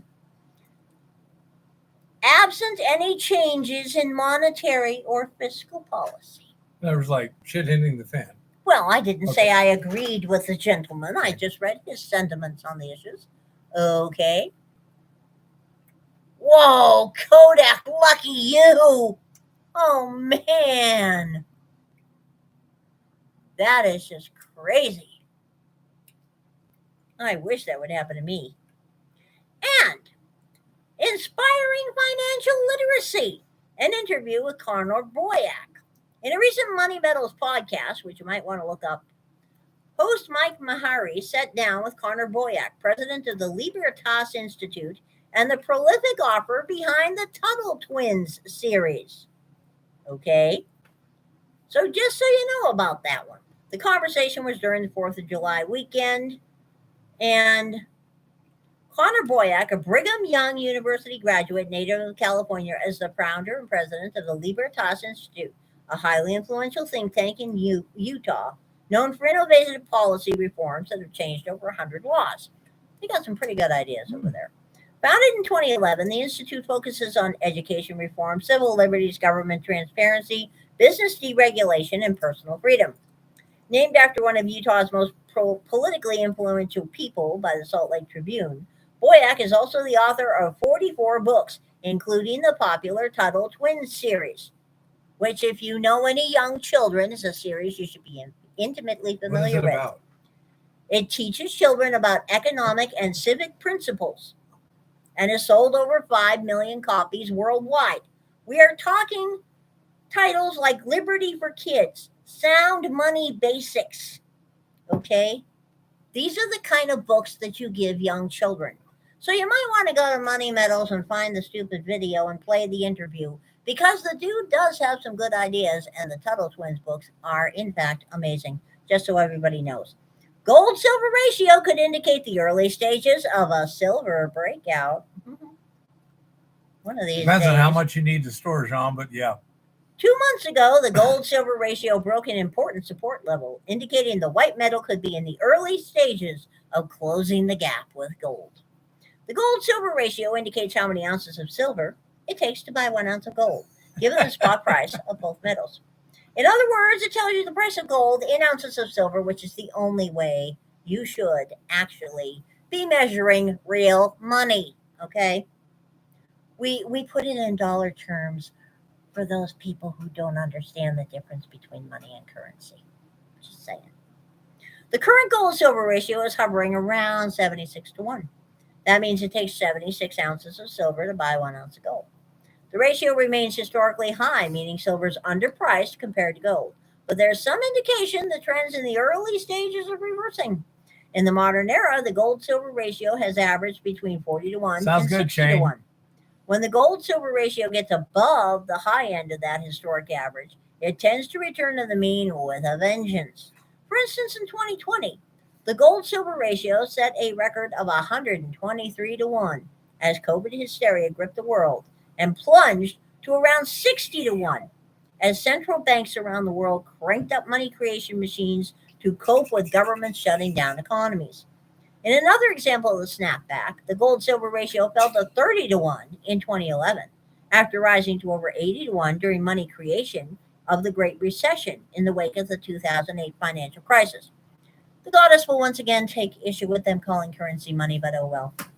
3 months ago, the gold silver ratio climbed as high as 87 to 1. 2 months ago, it fell to around 73 to 1, below the 13-year support level.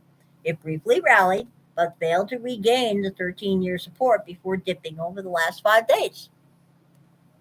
Oh, yeah, definitely. Silver from Wally World, make sure it is delivered through AppMex, okay? It needs to say delivered through AppMex because on Wally World, just as on Amazon and a few other places, you do have third-party sellers who are scammers. And also, if you have a Costco membership, don't overlook getting silver and gold at Costco. When you can find it on their website, it has the lowest premiums you can get anywhere, even lower than our dear friends at Walmart on many occasions. And Dear friends. last I checked, if you have a Costco business membership, it's one of the things that's included in your annual rebate to get back a couple of percentage points. Just another thing to keep in mind. Given that scenario, still looks bullish for gold, and the likelihood of a rate hike this fall is increasing.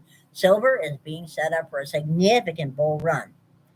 Keep in mind, silver historically outperforms gold in a gold bull market. For instance, gold charted a gain of around 40% during the pandemic. Meanwhile, silver was up a whopping 141%, which should surprise absolutely nobody. Silver is the money of the people, okay? Well, let me put it this way. If you want the old saying, gold is the money of kings. Silver is the money of lords. Barter is the money of peasants and servants. And debt is the money of slaves. Hi, everybody. We're all in the same boat on that one. Okay. The recent breakdown of the support level in the gold silver ratio takes on more significance given fundamentals. Demand for the metals at record levels while supply has flatlined. Silver demand is expected to hit 1.2 billion ounces this year. That's according to the Scandal Beset Silver Institute. We shall see. That would rank as the second highest annual silver demand on record. Given the supply outlook, this level of demand would create a structural market deficit of 176 million with an M ounces. That would be the fourth consecutive year of demand outstripping supply, cutting further into global silver reserves. The structural deficit in 2023 came in at 184.3 million ounces. Demand will likely increase in the years ahead due to the solar energy market. Not only is the demand for silver panels growing, but the amount of silver used in each panel is also increasing. According to a research paper by scientists at the University of New South Wales, solar manufacturers will likely require over 20% of the current annual silver supply by 2027. By 2050, solar panel production will use approximately 85 to 98% of global silver reserves. Given both supply and demand fundamentals and the technical breakdown in the gold-silver ratio, this may be an outstanding time to buy silver in the early stages of a bull run. Always is. Hi, Joe Biden. You know, that would be a really interesting chart, Kodak. Are you volunteering to make it? That would be so cool. Wally World, yeah. Wally World is one of the places where you can actually get good prices on silver, believe it or not. Okay. Bizarre as it seems. I'll do this one for you, Joe. Bizarre as it seems. The prices on APMEX's website for APMEX Silver and Gold are more expensive than the APMEX prices on Walmart.com for silver and gold. And at Walmart.com, you are not paying several percentage points in service charges for using a credit card, and delivery is faster. Go figure. The goddess is not exactly a fan of Wally World, but in this instance, the goddess is a fan of Wally World. Yeah. BLS, that would be the Bureau of Labor and Statistics, in case you missed it, quietly erases thousands of jobs from past reports. No. I'm shocked. I am agog. If you believe the headlines, the employment situation in the U.S. is still solid gold, rock solid, okay? Maybe you shouldn't believe the headlines. They tend to bury the lead. We got the June job reports from the Bureau of Labor and Statistics on Friday. The economy added 206,000 with a T jobs. That sounds pretty good, even though the unemployment rate ticked up to 4.1%. Funny, not too long ago, it might have been the month before last, we had a record number of jobs added, and the unemployment rate also ticked up that month. Bizarre, isn't it? The rise in unemployment seems to have tripped some warning buzzers in the mainstream. The New York Times tells us job growth extends a streak, but cautions that signs of concern emerged. Ooh, things are emerging. Wow. Halfway through the year and 4 years removed from the downturn set off by the coronavirus pandemic, the U.S. job engine is still cruising, even if it shows increased signs of downshifting. Employers delivered another solid month of hiring in June. Even with the caveat, the report still sounds pretty good, doesn't it? In the fourth paragraph, the reporter mentions in passing the job numbers in the previous 2 months were revised downward. Yeah. He never says how much they were revised downward. In fact, he didn't mention it again.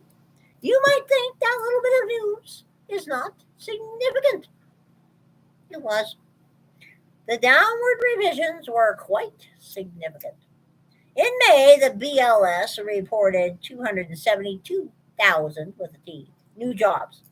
That number was revised downward to 218,000. In April, BLS reported 165,000 new jobs. The number was revised down to 108,000. In other words, 111,000 jobs just vanished from the books. Poof! Or, as they would say in German, und poof! That dropped the 6-month average from 253,000 jobs to 222,000 jobs. Yeah, I think I've seen some of those. Remember, this is just a function of math.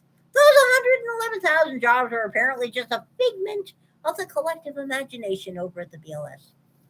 This has been an ongoing pattern. The BLS releases a report. The media trumpets the greatness of the labor market.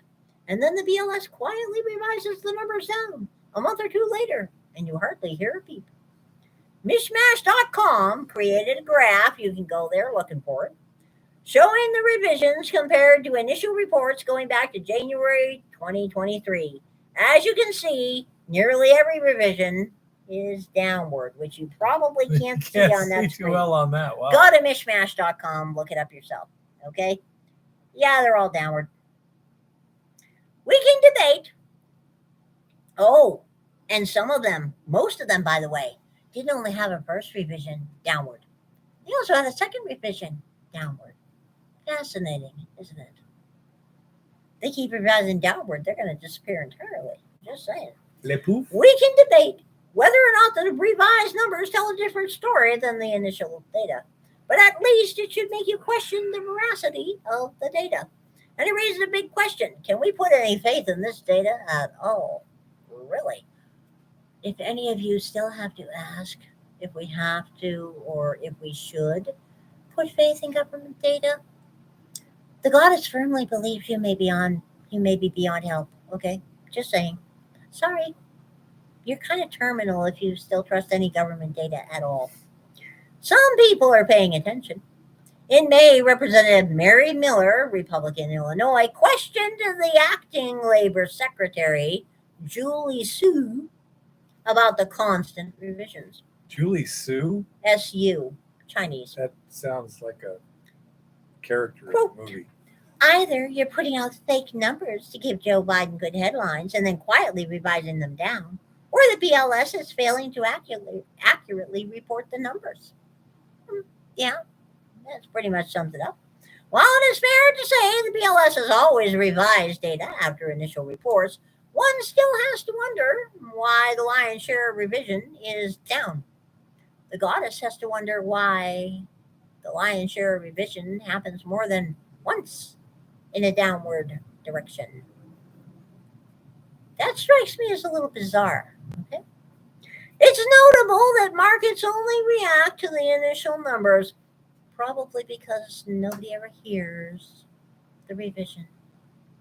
You know, you never see a gold rally because the BLS erased a bunch of jobs from the economy with a few clicks on the calculator. The revisions happen quietly in the back alleys. Nobody pays attention to them. And it creates the illusion the labor market is much stronger than it is. So again, I have to ask this question. Why should we trust any of these numbers, much less make decisions based on them? Yes, that is a very, very logical question to ask at this point. Then we shouldn't ask it, right? Well, I wouldn't Are we ask. allowed to ask it? Well, that depends. Do you like men in black suits who drive black SUVs or fly black helicopters? They're not my type. I like the chicks in black. Well, and there's your loss. Have you seen the chicks lately? They all weigh 300 pounds and have purple hair. Those are usually sporting beards nowadays. And in other random, unaccountable news, gold closed at $2,360.60. Silver is at $30.83. Platinum's at 1,002, palladium's at 1,004, and rhodium is at 4,425. So there is that. And yes, premiums are still low. Precious metals are still on sale. So if you have an excess of those Federal Reserve debt instruments hanging around, you might want to trade them in for actual money. This is a good time to be doing such things. Just saying. We can check, Jim. In other interesting news, they found the oldest cave painting in the world this week. It's over there in like Indonesia or somewhere. 52,000 years old. It shows a bunch of little dudes that apparently are hunting a truly large wild pig. It's really cool. I will say that. They found a new way to date these things so they can get a much more accurate dating on them. Very fascinating science. It's amazing that they're actually using science to do things. You have a problem, dude. Okay? You just have a freaking problem. So there is that. And now you can fix that number back there, if you would. Find it. It does look like probably next week or early the week after we shall be ticking over 35 trillion with a T. Is everybody ready to celebrate? Ooh, the excitement. 34 trillion with a T. Mhm. 888 billion with a B. Yeah. 859 million with an M, and the rest is faster than light. So yeah, we're getting there. Well, that is true, Jean-Francois. Just saying. Yeah, the Historical Society might. I don't know. They were telling us that a lot of their records were in the State Museum records, which are in a basement somewhere waiting for the new State Museum to finish.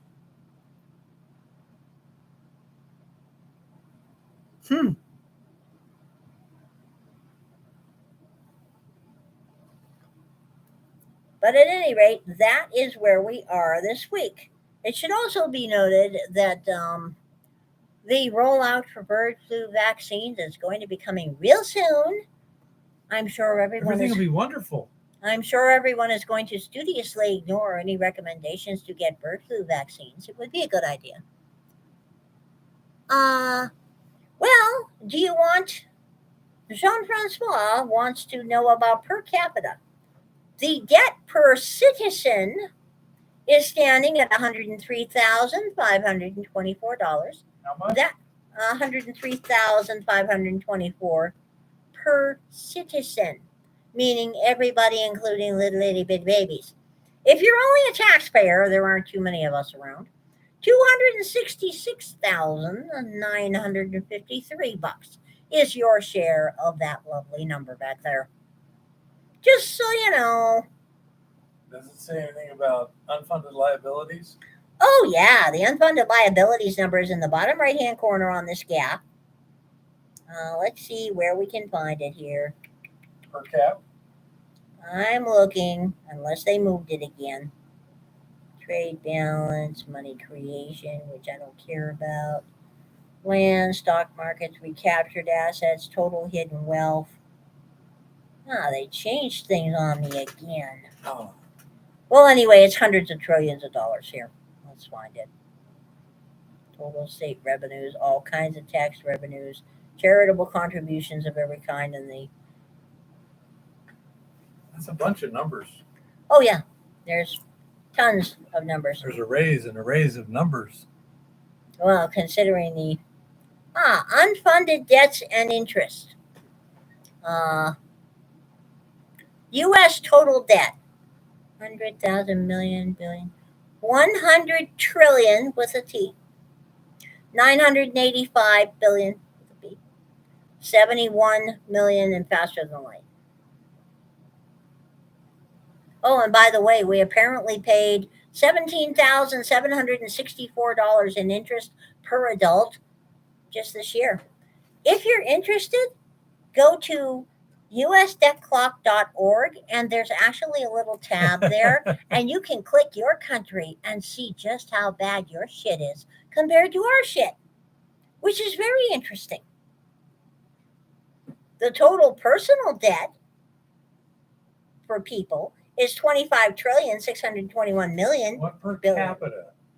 Per capita, 76,022. Oh yeah. This is just for personal debt? Oh yeah. How much? All kinds of stuff. Personal debt. It says personal debt per citizen is 76,022. Per student, it's 38,981 for student loans. Credit card debt per credit card holder is $8,312. So you see, we're rich by comparison because we don't got any of that crap. Just saying. There's lots of trillions in there. There's a few gazillions and some squillions too. It's like ridiculous. Wasn't it Lenin or Stalin that said one death is a tragedy, 100 deaths is a disaster, and 1,000,000 deaths is a statistic?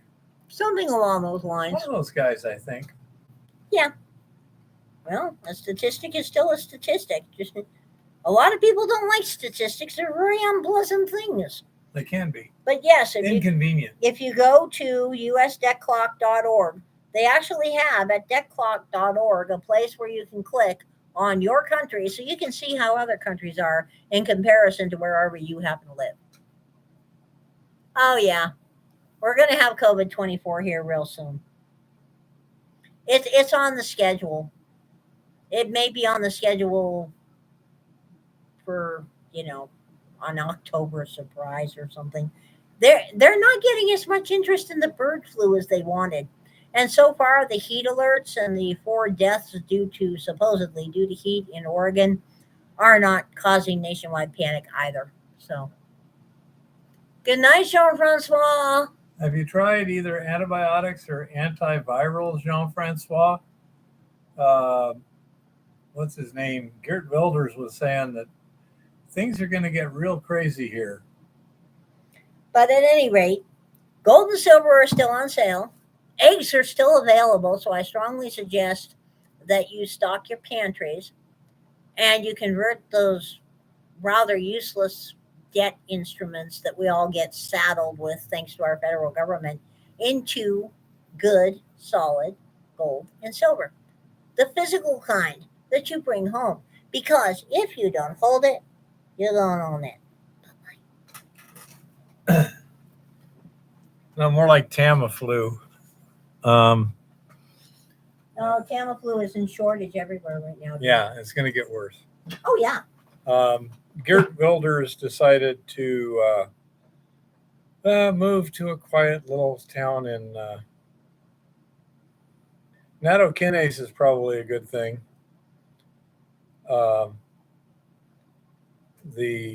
a Geert, is an expert on these things, was saying it. We got so many different variants right now that are just extremely transmissible that it's going to get real interesting, especially for the vaccinated. That's his personal opinion. But he just recently said, for years, I've been telling people what's going to happen. It's now happening. I'm going to retire now. I've done what I can. I don't know how good he is. Now, that is something that Eva would tend to agree with. Jean-Francois says, if I eat carbs, it makes things much worse. Oh, yeah. Yeah, because they tend to be inflammatory. So, personally, I'd rather you get, I can't say it, okay? But anyhow, so yeah, interesting times indeed. Now, a couple things I wanted to go over real quickly for people who came in late, etc. First of all, Eva and I have been very, very busy, both trying to run the mill and get out there and do claim staking and get samples and all that other stuff. So I've got 2 videos, maybe 3 in and build up memory, finances. This economy but I haven't is got not it getting in. any better. Yeah, you may need it, honey bunny. Dave said he's got a mill design that is really good numbers, but we'll see how well the throughput is. A small modification to my mill may take advantage of some of the apparent advantages of his quite easily. We'll see. My stick welder died, and so I'm looking for a new stick welder. We'll have to see what's available. I was going to talk to Lauren because he's like a real welding expert. I'm going to need a small soldering iron for very occasional use. We have one. In Beluga. Yeah, I've got 2. I call them wood burners. Okay, that shouldn't be a problem. We can burn wood. It's yeah, it's a soldering iron. They sell them as wood burners. Yeah, and they're with my Dremel stuff. Yeah, and so I got to take. Come on.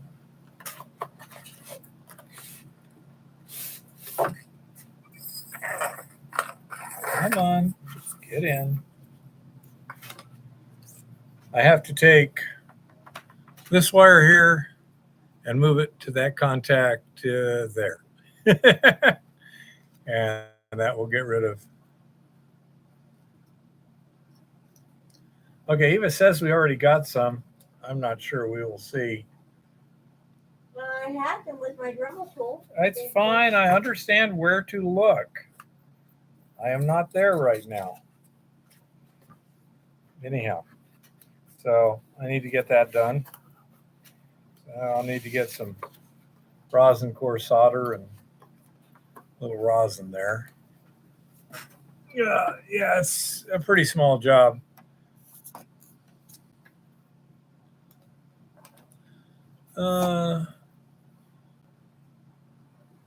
There was something I was thinking you'd be the person to ask. Okay, interesting, Jean-Francois. Aside from that, we just got a lot of work to do, plus paperwork. I got, 4? certificates of location to fill out and file. Just loads and loads of work. And it's hot and sunny and stuff. um, Aside from that, no real exciting breakthroughs or anything like that. So that's kind of annoying.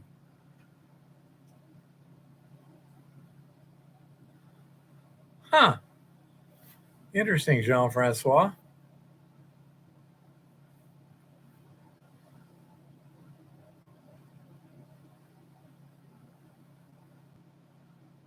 I don't know if we have a local Radio Shack, Joe Biden.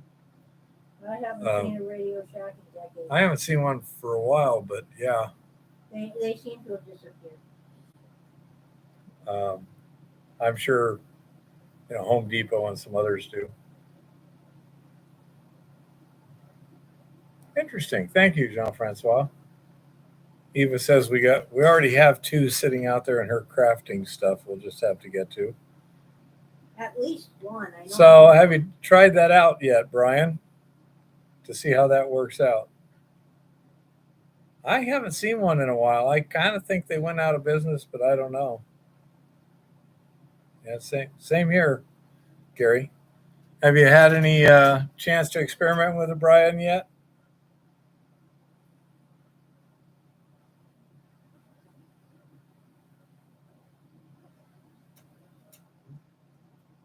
Okay. Sounds good, Brian. We're going to start trying to do bottle rolls for assaying or rough assaying. And again, the question is it, profitable or not? So that's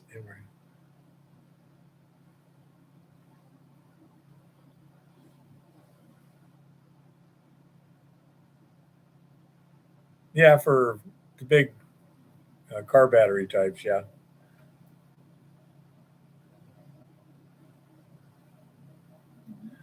So anyhow, that's basically what we're doing. And the weather was nice this weekend. Yeah, it'll be interesting to see how it works out, Brian. Ozone is really oxidative. It really gets pretty active. If ozone works, we're going to be in really good shape. Yeah. I don't think that's very hard to make at all. Yeah.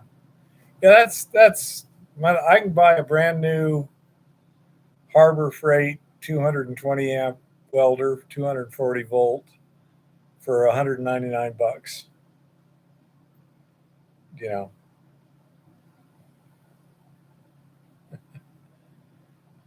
Half-life of 20 minutes in water for the ozone, huh? Wouldn't be too bad. It's not too humid here, Gary. The other day when it was intermittent rain, it was a little bit humid, but it was only about 60 degrees, so that wasn't a problem.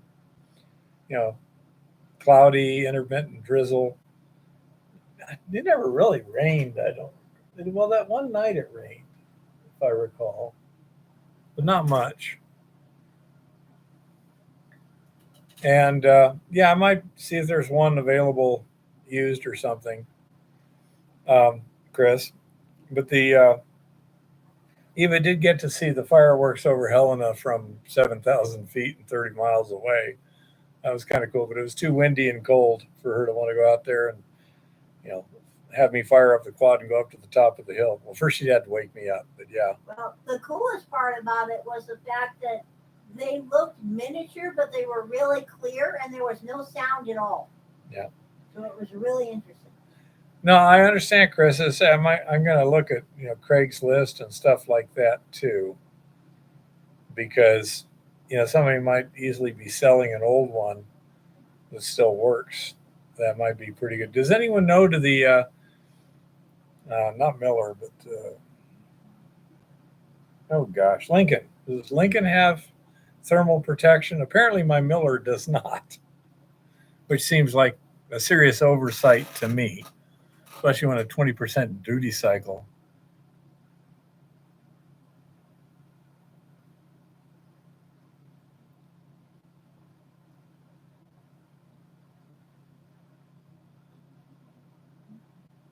Can you use, well, apparently the cooling fan broke. I'm pretty sure of that because when I turned it on its back to take a look to see if I could find the fan, I found a detached fan blade laying there. So I kind of assumed that, but I noticed it when it stopped working and, just shut off. And it still had power. So I thought, well, maybe it's got an overheat. I let it cool for a little bit, fired up for a little while, and then it died again. And I called Miller up, and they they said no, that model does not have no, because it keeps restarting. But it's down to like 20 seconds of use now before it shuts itself off again. So it can't be a fusible link, but I don't know how extensive the damage is or whatever. If it was winter, Lauren and I would be tearing that apart. Well, if I knew what I was doing, I probably would too, Chris. I'll say if I can get a hold of Lauren in the next few days, if he's in town, I might be able to. Yeah, that's basically the sort of thing that this is supposed to be. Fan on it, yeah. The fan's dead. The thing is, without a thermal protection, probably the welder's dead now too. If it had thermal protection, I'd be pretty confident. Okay, I'll just If it had thermal protection, I'd be pretty confident. Okay, I'll just replace the fan. However, Miller says they do not. I say I don't know. I can tear it apart, but I'm trying to get a hold of Lauren. I say he is a skilled welder and knows the local thing and everything. It's their buzz box, Thunderbolt XL, Chris. The Thunderbolt XL, about, I don't know, 20, 25 years old, something like that. Bought it sometime in the 90s. So it's got to be over 25 years old, 25 to 30 years old. Thunderbolt XL. So I say I have no idea. And say if Lauren is going to be in town here in the not too distant future, he might be able to, take a look at it with me and see what we can do. Because if the machine itself isn't bad, it just needs a new fan. I can see about getting a fan and putting it in there, and life will be sweet. But I don't want to spend the money on a fan if the transformer itself is seriously screwed up. On the other hand, if it's just a connection somewhere that's fried or something like that, if it's relatively simple to fix, that might be the way to go. I believe so, Chris. It's 240 volts.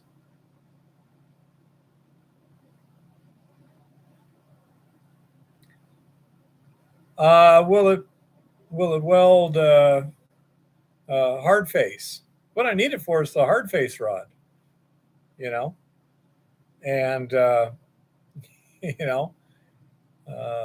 it's nice to have the versatility, but if you're going to get a big 220 volt MIG gun, you can get the hard face rod for that too. Again, Lauren knows all this stuff from local here, and he could just off the top of his head tell me, but he's up on the mountain most times now. So I say that's the sort of thing that, yeah, it's an AC/DC. Yep. It does come as wire. Lauren's got some. It's pricey. That's right. It does. You can get hard face wire. The stick I have would be useless, but yeah, I don't know. I probably only got $50 left. Could be. Why would it turn on and off? This is the interesting thing. Because a fried wire probably wouldn't. So something like a diode, something like that makes sense to me. The defroster thing already shipped. The what? Oh, the defrost timer? Thing. Yeah. And by the way, what happened to the nail clippers? They seem to not be here. Don't see them here.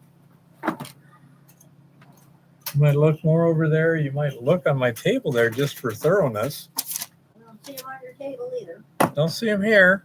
You stole my nail clippers and lost them again. Probably. Not disputing. What is Lauren doing on the mountain? Last I checked, he was securing some adit openings. And he said he was going to be in town here shortly. He's got to weld up some gates for the 6-foot culvert that he's using.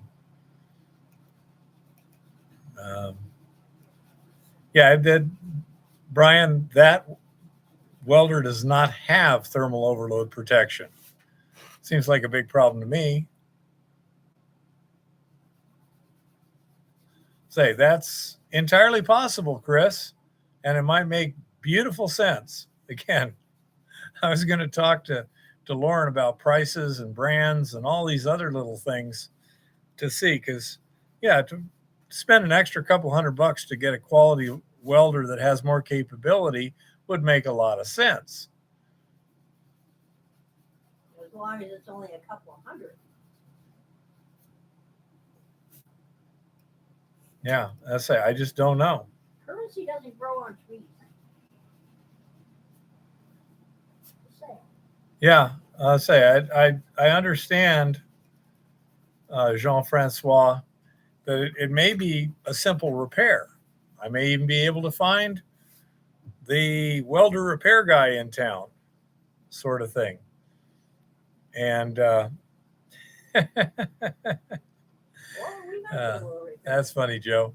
But anyhow, so he knows the local stuff. He knows welding backwards and forwards. I thought, well, I just need to talk to him for, like 2 minutes, and he can tell me, what the best options are here. Because it is Helena, and that makes a difference. But yeah, there might be something, just take it down to that guy. He'll check it out for $20 and replace diodes or whatever. I can't do anything right now because my stupid browser doesn't have any extra windows showing, Chris. Sometimes it boots up and it doesn't have the little tabs. And if I activate another tab, it's somewhere, but it ain't anywhere that I can find it. So I can't. It probably is, Chris. And basically, they're simple buzz box. It's got a switch for 4 different types of welding: AC, DC, reverse DC. Okay, I'm not going to change just anything. Watch. Now on. We may disappear here. Click, open link in new window. Okay, there it is. Let's see, Thunderbolt XL. That's the old model. No, that could be it right there. Absolutely. Now let's see if I can find the other window. Just minus that here. Okay. See? Yeah, that's the one. Take care, Jean-Francois. Thank you for the help. I will see if I can find somebody who knows how to check one out. How many diodes have you all blown? I have no clue. I have no clue how to check my diodes. I have no clue about anything. I've never been inside a buzz box before. I'm sure Lauren can take out his VOM and open it up and go tick, tick, tick, tick, tick, and go, that's the problem right there. and say, yep, we just need to replace that diode, or, oh no, you just need to get a new unit.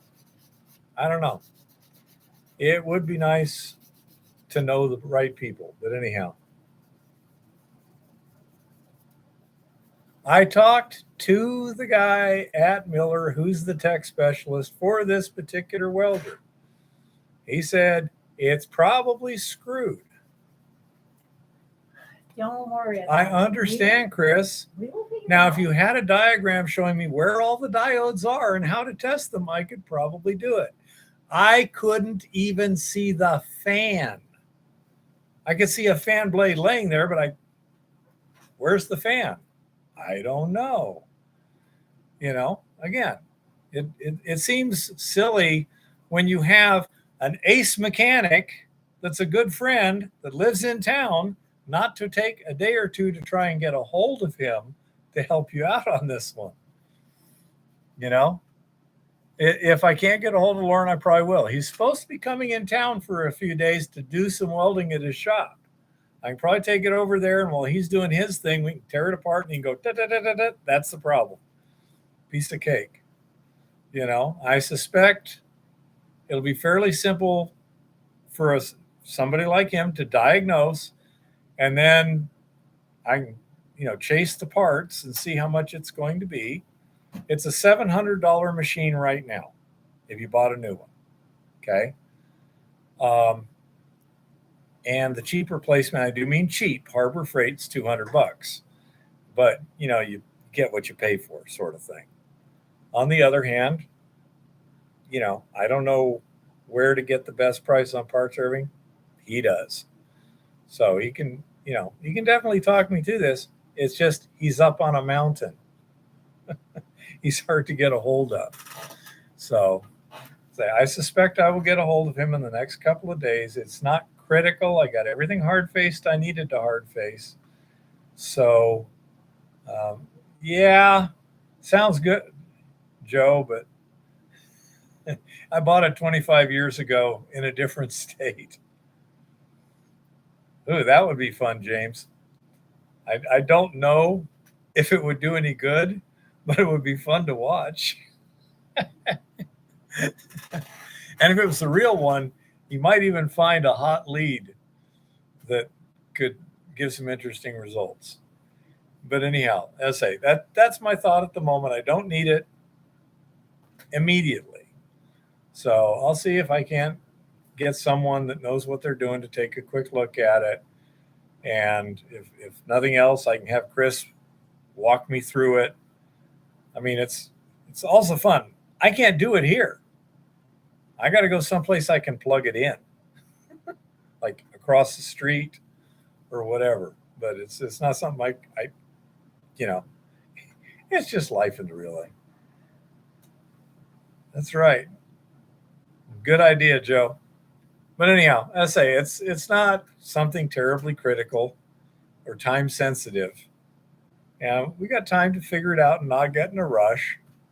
And as I say, first thought is, Lauren can fix a lot of shit. So if he's available, if not, I'll take you up on that, Chris. And we'll see what the heck's going on. But as I say, I don't know if it's something expensive to replace or something relatively inexpensive to replace. Need to figure it out and go from there. But I'm sure I'm going to have to replace the fan. That fan blade came off from something bad. That's not the sort of thing you want to see a fan blade. Not the fan disc, a fan blade laying there. It's like, yeah, interesting. But yeah, we'll get it figured out. No problem. It's just it would be nicer if these things would happen in the winter when you got more time. But we don't. So we'll be out at the mill tomorrow, working a long day, stripping some more. Sounds good to me, Chris. I say, well, we'll figure it out here in the next week or so. But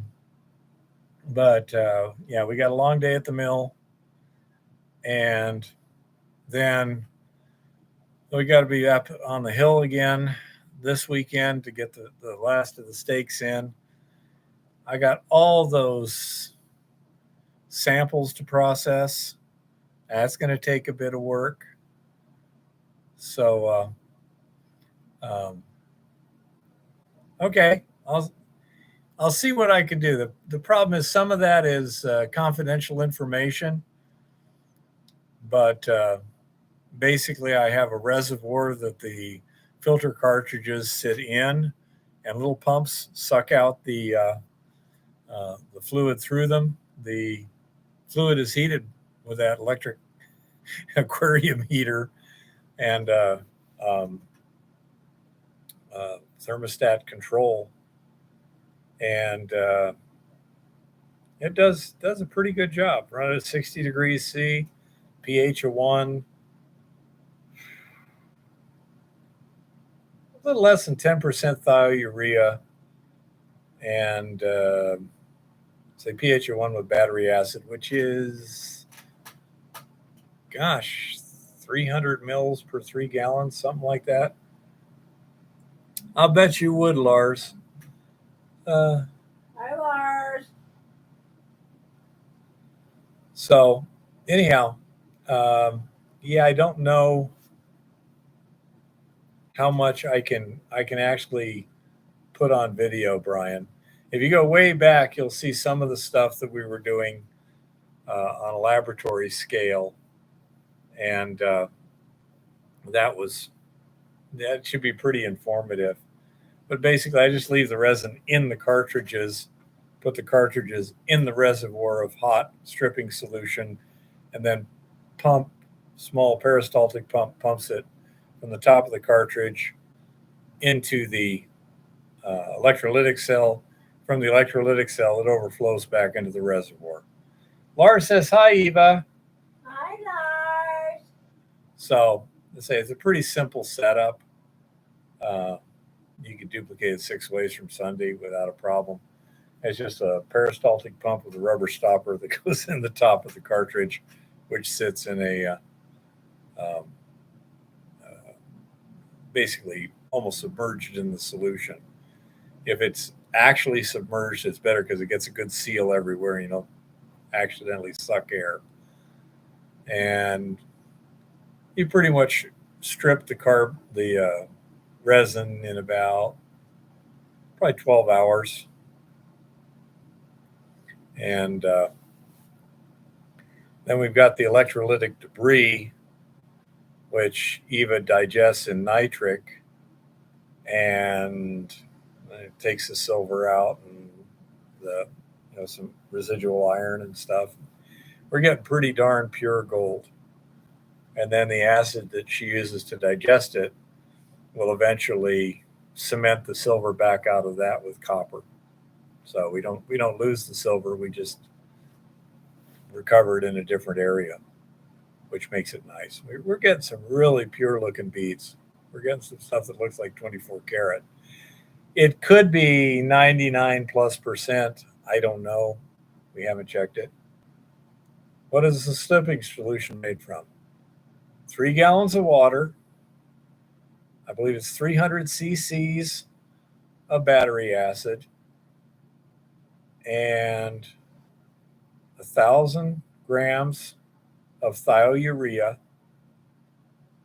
And at 60 degrees centigrade, it should be running a pH of 1. The pH is temperature dependent. So you check the pH at operating temperature before you adjust. But at about pH of 1 and 60 degrees centigrade, it it does a pretty good job. So that's basically it, and it just sucks the gold right off of that resin. It does not regenerate the resin yet. We're trying to work on how we can actually regenerate the resin. Theoretically, there should be a way to regenerate the resin and reuse it. So far, we have not found it, but it took us a little while to figure out how to strip the resin. Well, So I mean, we did regenerate it, but it just doesn't load. Yeah, it doesn't load nearly as well as it did the first time. And we're not sure how much residual gold may be in the, we electroplated out. Currently, we're using a carbon steel anode, which is sacrificial, but it takes a long time, and a stainless steel cathode, 0.35 volts, about a half an inch to an inch of separation. Not yet, Chris. Got so many things to do, so little time. We need a couple of helpers, but the budget doesn't have it. And the gold plates onto the cathode. Some seems to plate on the anode too. That's probably cementing. But anyhow, then you just scrub it off, digest, flux it, smelt it. You get pretty damn pure gold. What are the tags that you put on our videos for the resin and the Eco Gold X and the leaching? I'm not really tagging it. You just have to read the. Yeah, because Lon is here asking me if we have an index for this. No. You really do need to tag them. That would be fine if you want to go back through 400 things and tag them. You are welcome to do so. Okay. Would zinc drop it out? I don't know if zinc's going to drop it out in the acid. First of all, I think the sulfuric acid will just dissolve the zinc. So at that spot, if you're going to use zinc to get it out, you might as well just precipitate it directly out of the Eco Gold X would be my thought. The advantage of using the resin is that you can concentrate it out of fairly dilute solutions in the order of a few parts per million. If you had a high enough grade solution, you could probably go direct zinc precipitation without too much trouble. We were hoping initially to just do direct electrowinning, just run the solution through the electrolytic cell, but the conductivity wasn't there. It wasn't working. By the way, we don't have large electrodes. I'm using roughly 6 inches long, 2-inch wide electrodes, like 1/8 inch thick. One is carbon steel, the other is stainless steel. That's it. So we're looking at, 24 square inches each. So it don't need a lot of surface area.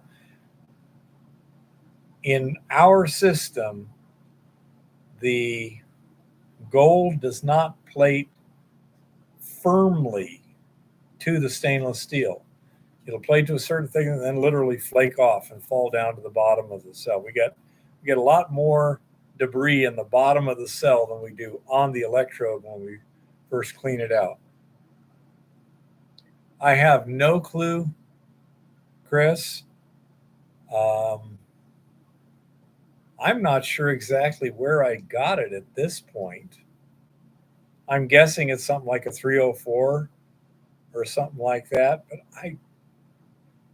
I'm not even sure where I got that. It's like 2 by 1/8 inch strap. And it's not sacrificial, so I haven't had to go get any more. But I'm sure it's not an expensive, it might be 314 or something. Yeah, I say it might have just been a piece of scrap. I'm thinking we might have cut it out of something that Lauren had, in his shop there. We just cut some strips out. Seems to me that's it. Yeah, he just took a plasma cutter. He had a sheet of something for whatever, and he just. I think that would be. What was it? At most 314, but it had to be it's a common type of stainless, but yeah.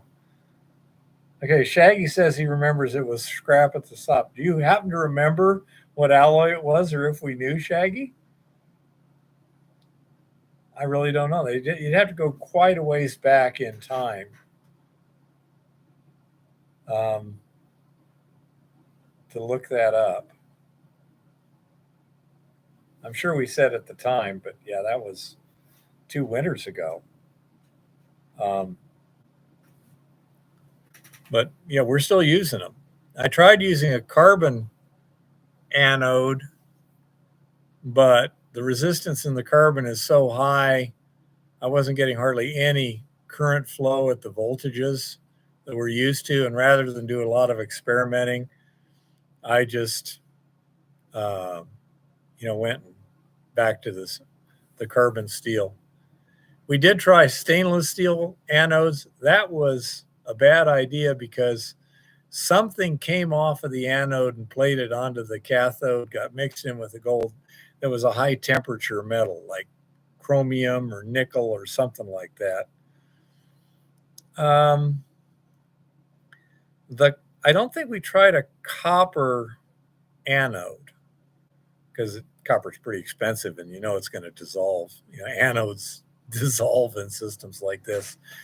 I wouldn't really want to try copper either because we already use copper as a test strip. Yeah, it's also going to tend to precipitate stuff. I mean, we found the copper strips worked good for cementing the gold out of the stripping solution so that we can do a quick test of the gold content in the stripping solution. If you're still here, Brian, we can test our stripping solution easily for the gold content by simply taking a clean copper strip and setting it in there. And if it's not showing any significant gold plating after 5 minutes, you're basically done. Okay. When you've got good gold being recovered off of the resin, that copper strip will show significant deposits in like 10 seconds. Nice clean deposits in 20 to 30 seconds.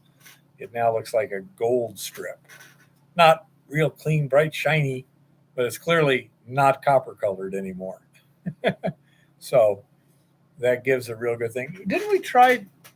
Yeah, we took some copper strip and put it in the leach solution the other day. And what happened? It was like plating out silver. It appeared to be, but it took a long time. Yeah, it was slow, and it seemed to be plating out maybe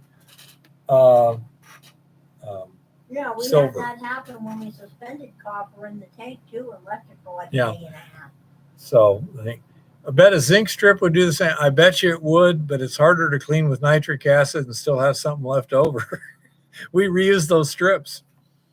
We just have a little dip and dip it in nitric, rinse it off, ready for reuse. Yeah. Have we ever used one of those strips up? No. Yeah. And what happens when we do that, when we clean it off, is the stuff comes off the copper strip and lands in the bottom of the water that we rinse the night. And the gold deposits come off the copper strip, and we collect them. Yeah. It seems to work. You could. Does Eva do a cupel on the sludge? Define sludge, Brian.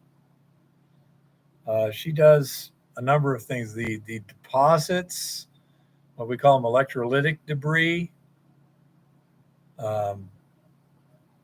Yeah. Brian, when it comes to that, when I get electrolytic debris, I clean it in my parting acid. I keep the parting acid I use for that is strictly for that debris. It's not used for anything else, so that when it comes time, I can get the good metals, the silver, out of that parting acid. The leftover gold gets smelted. When we clean this up, when I clean the electrolytic debris to start with, because a lot of it is flakes and a lot of it's going to be really fine sludgy stuff because Yo-Yo here likes to leave it plugged in, and a lot of iron. It would be nice if I had line power. But anyway, everything that I rinse, when I rinse that debris, gets stored, it gets dried, and it gets kept. And I'm planning to a lot of it is magnetics. I can tell you that. But I know there's other stuff in there. So my plan is to smelt some of it and find out what other things may be in there that were too fine that got rinsed out in the rinse water. Yeah. But nothing is thrown away in my lab. Okay. He is the person who throws crap away. Could you stop a minute? Okay. The debris I think you're talking about is the electrolytic debris from the electrolytic cell from the stripping circuit. If that is the correct thing, then yes, she parts it and then she smelts it. And she doesn't. Absolutely. I use lead as a collector metal. She uses litharge. Okay.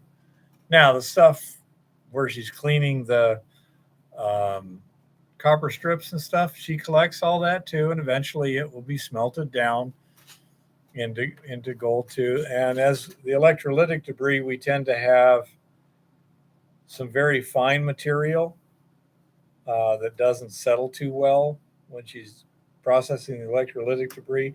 That's what she was just talking about. She's collecting all that and drying it, and will eventually smelt it down. Right now, our furnace is, pretty badly worn, so to speak. There was a gentleman that was going to send us a brand new furnace for testing purposes.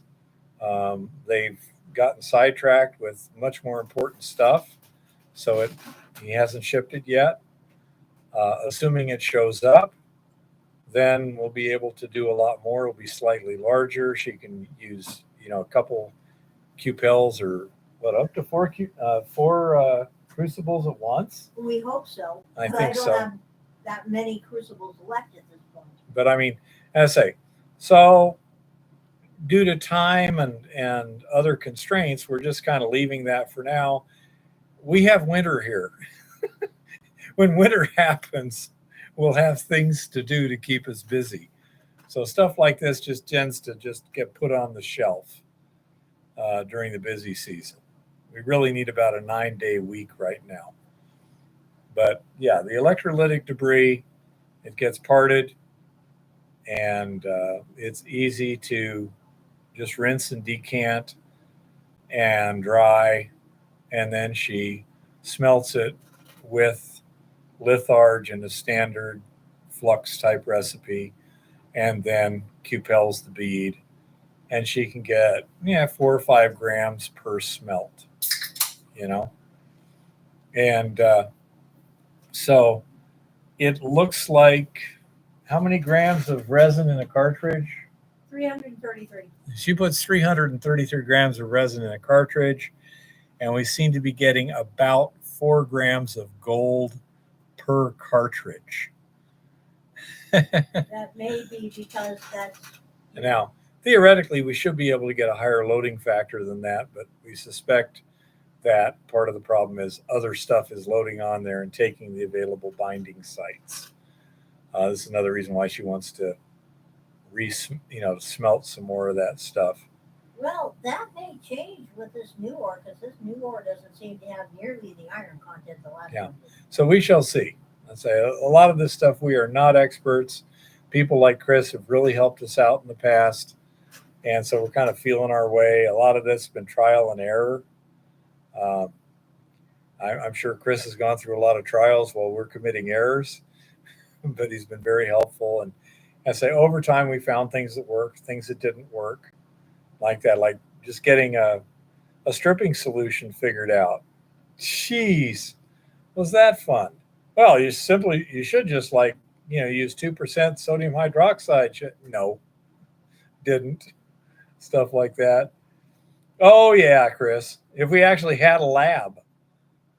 Hey, it may be hoopty, but I have sort of a lab. Yeah. Our budget constraints or something, it makes life more interesting than one would like at times. For example, as Eva was saying, we're running the pumps and electrolytic. We have been running the pumps and electrolytic cell after we leave the lab, but we have to shut down the heater because that runs off a generator, and it's not the kind of generator that you like to leave running when nobody's there. So Then it cools down and it coasts for hours, still stripping, but then we get there in the morning and it's room temperature again, and the chemistry is messed up. And so what we're going to try now is we'll only strip it while we're there. Then we will uh, sit there and pull the electrolytic cell, clean it all out, clean all that debris, wait until the next day, come back in, start heating it again, restart the whole thing. Okay. Um, Probably we could go ahead and continue running the little peristaltic pumps, because we got about 3 gallons of solution. So we could theoretically just recirculate the solution through there and hopefully get more gold in the solution. That's what I But was yeah. planning to do. But anyhow, so I say it's annoying not having things like, line power and such. We got a photovoltaic system that's completely inadequate for the needs. It's basically a 1500 watt photovoltaic system, 1500 peak watt. Well, golly gee whiz, that would be the furnace. That would be more than enough to run the warming tray. We have to warm the solution, the stripping, not stripping, the parting acid and stuff like that. We got what do they call that thing? Not an Instapot, but Crock pot. it's a crock pot. $2.50 you could at the thrift shop. Yeah, crock pot. That's the shit stuff. But anyhow, with the bigger the rod, the more gold you get out. No, it's a matter of the resin itself has certain speeds it strips and this and that. There's only so much resin in a cartridge. You could always use bigger cartridges, bigger systems, all this stuff. But for the size we're doing, we have enough resin capacity. And so it's sized pretty well for the crushing capacity and the leaching capacity and everything. It's pretty well balanced. If you had a bigger mill, you could easily upscale the cartridges from the little, I think 10-inch cartridge, we got to like 36-inch cartridge. You could put 10 times as much in a cartridge if you got the bigger holders and stuff. It would be easy enough to do. Another thing that would be nice would be to have some, yes, it recirculates, Brian, absolutely. The solution from the electrolytic cell as it comes out goes right back into the reservoir and continues circulating. And so you betcha. All in all, theoretically, it's not bad. I'm still trying to figure out, Chris, just for your thought processes here. When we take the resin that has been stripped and wash it with fresh water, yeah, we can strip 3 cartridges at once in a 5-gallon bucket. But when we rinse that stripped resin in water, something winds up in the fresh water. When we neutralize it with lime, we get some kind of a colored precipitate. Not sure exactly what we're getting. We're just retaining it all. I'm sure it does, Joe. Theoretically, it should be adding about 10% of its weight if it was doing things well, which is why, 4 grams of resin in 330 grams of 4 grams of gold and 330 grams of resin is, yeah, if I had the budget, I'd have had it sent to a lab. You betcha, Chris. All we got to do is find a really nice ore deposit where we're making piles of money. All of a sudden, the way we do things is going to change a lot. Because stuff like that, it's like, yep, Send it off to the lab. What is this crap? You know?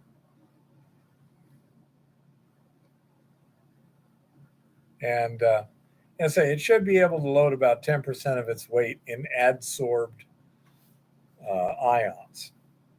So, say 10% of its weight would be 33 grams of gold. We're getting about 4. Either we're leaving a lot in the resin, which I don't think so. Eva's going to be testing that. She's going to be smelting some resin. I'm not sure what that stuff is that's rinsing out of the resin, but it may be good stuff. I have some of that set aside that I'm also going to be. We're going to be trying some various things and see what it is. What may be loading up the resin is silver, and the silver may not be stripping off. And so we wind up with silver loaded resin. Iron would be a real good possibility, Brian. I would definitely say yeah. I know that. Did you spot test the residual liquid? You mean with the KD3 spot test, huh? Answer, no. Did you hear that, little one? When I rinse the resin, take a sample of that liquid before I neutralize it or anything. Yeah. And then we spot test. Yeah, okay. That's a good idea, Chris. Absolutely. I say a lot of these things are not complicated. Just it takes money and time to do them. And with our time and financial constraints that we're operating under, it's like, not that important now. We're saving it anyway. If it turns out important later, we know which bucket it's in. That sort of thing. We also need to try different ways of regenerating the resin thoroughly.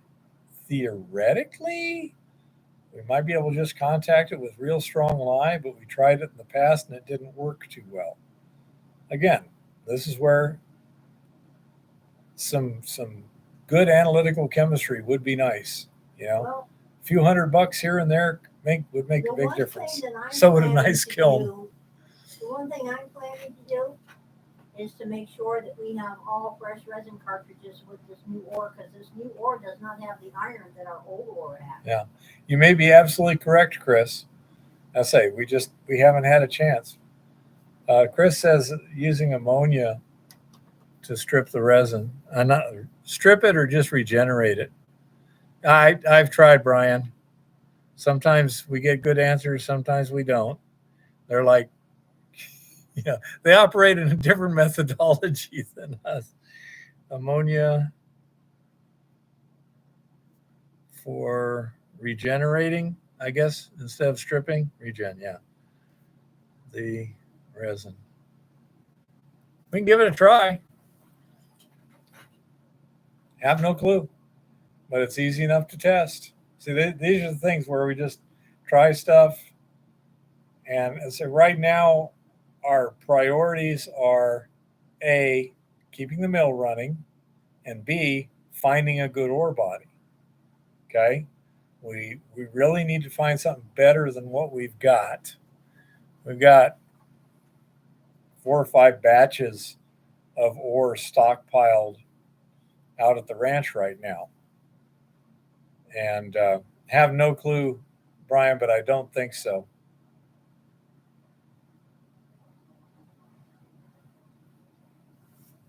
Yeah, I say, well, we can check it out, Chris. We'll talk it over before we try it. But yeah, say we got lots of stuff to do, but even I only have so much time in the day. I do have a suggestion. What? With regard to that. The next time we have several stripped resin cartridges, I can split off a known weight of the resin and try reacting it with ammonia. Chris says, obviously beware of explosive byproducts. Yeah. Okay. So we'll do it outside. I think, things like when you're doing a fire assay of the resin or whatever. Yeah. We'll have to, we'll talk it over with you in detail before we do anything, Chris. But say it's not a high priority. Those are great things to do in the wintertime. Okay. Hopefully this winter circumstances will be different, and we can move back into a little lab in Lauren's shop and get a lot of stuff done. We'll see. You think so, Chris? That would be bad, huh? So anyhow, um, that's this is the sort of stuff. Is like, yeah, we're just storing it for now. We'll mess with it later. Right now, we got to crush ore, leach ore, load resin, strip resin, process gravity cons, and do um, exploration to find a better ore body. Those are the priorities. As you can see, those are pretty good priorities for a geezer and his beautiful beloved, you know? So, um, say we're just trying to focus on the most critical stuff first and then go from there. Again, I love doing lots of this stuff during the wintertime. That was a blast when we had a load of stuff to try and figure out. And we got a lot figured out that winter. And so we made a lot of progress. We figured out a stripping solution. We figured out the method of testing for gold in stripping solution. We got the metals for the electroplating cell, all those kind of things, you know, the spot test, all that in one winter. And we need another winter with that. But what we need to do that in Montana is an area that doesn't go below freezing and has line power. Not a whole lot of constraints, but we don't have them except maybe, ooh, I like that. Honey Bunny says, Beauty and the Geezer, a new non-woke movie. Oh, this is lovely. So, anyhow. From the access office in Arizona. Yeah. So these are the sort of things that kind of the priorities. And with the new sluice into the agitation tank, that adds some more complications. Not big ones, but again, everything takes time to deal with. I just got some magnets today, some pretty powerful ones for magnetic separator, just a cheapo depot, you know, sitting over the what do you call it? Over the fluid flow sort of thing. But I must admit, I do like getting gravity concentrates. That is cool to actually see the gold instantly. That's nice. There was actually that one piece that was over 20 mesh. I could actually see in the riffles and pick it out with a pair of tweezers. It was a piece of wire gold. But most of the stuff seems to be 40 mesh top size and then down. So that's our evil plan. And let's say a nice furnace would be nice. But again, a decent furnace is going to run at a minimum on 240 volts. We don't have it. We got to limit ourselves to 110 for now. That sort of thing. Anyhow, that's basically it. Any questions or anything at this point? Cheapo Depot was actually a wholesale outlet chain in California at one point in time. Sweet. Thanks for all the help, everybody. Again, Chris, Brian, Honey Bunny, and I say we're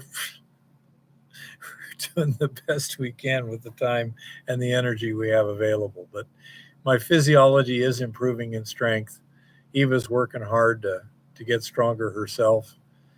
And say we're doing better, but it's a bit of work. Getting close, honey bunny. Anyone got anything real quick, or we're gonna follow Honey Bunny's suggestion there?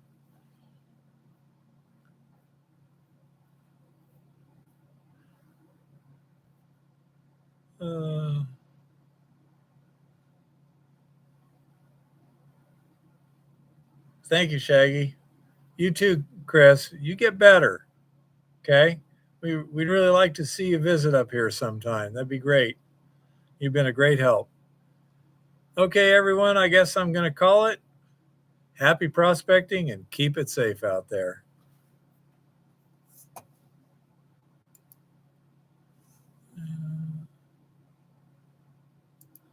Okay, call Chris.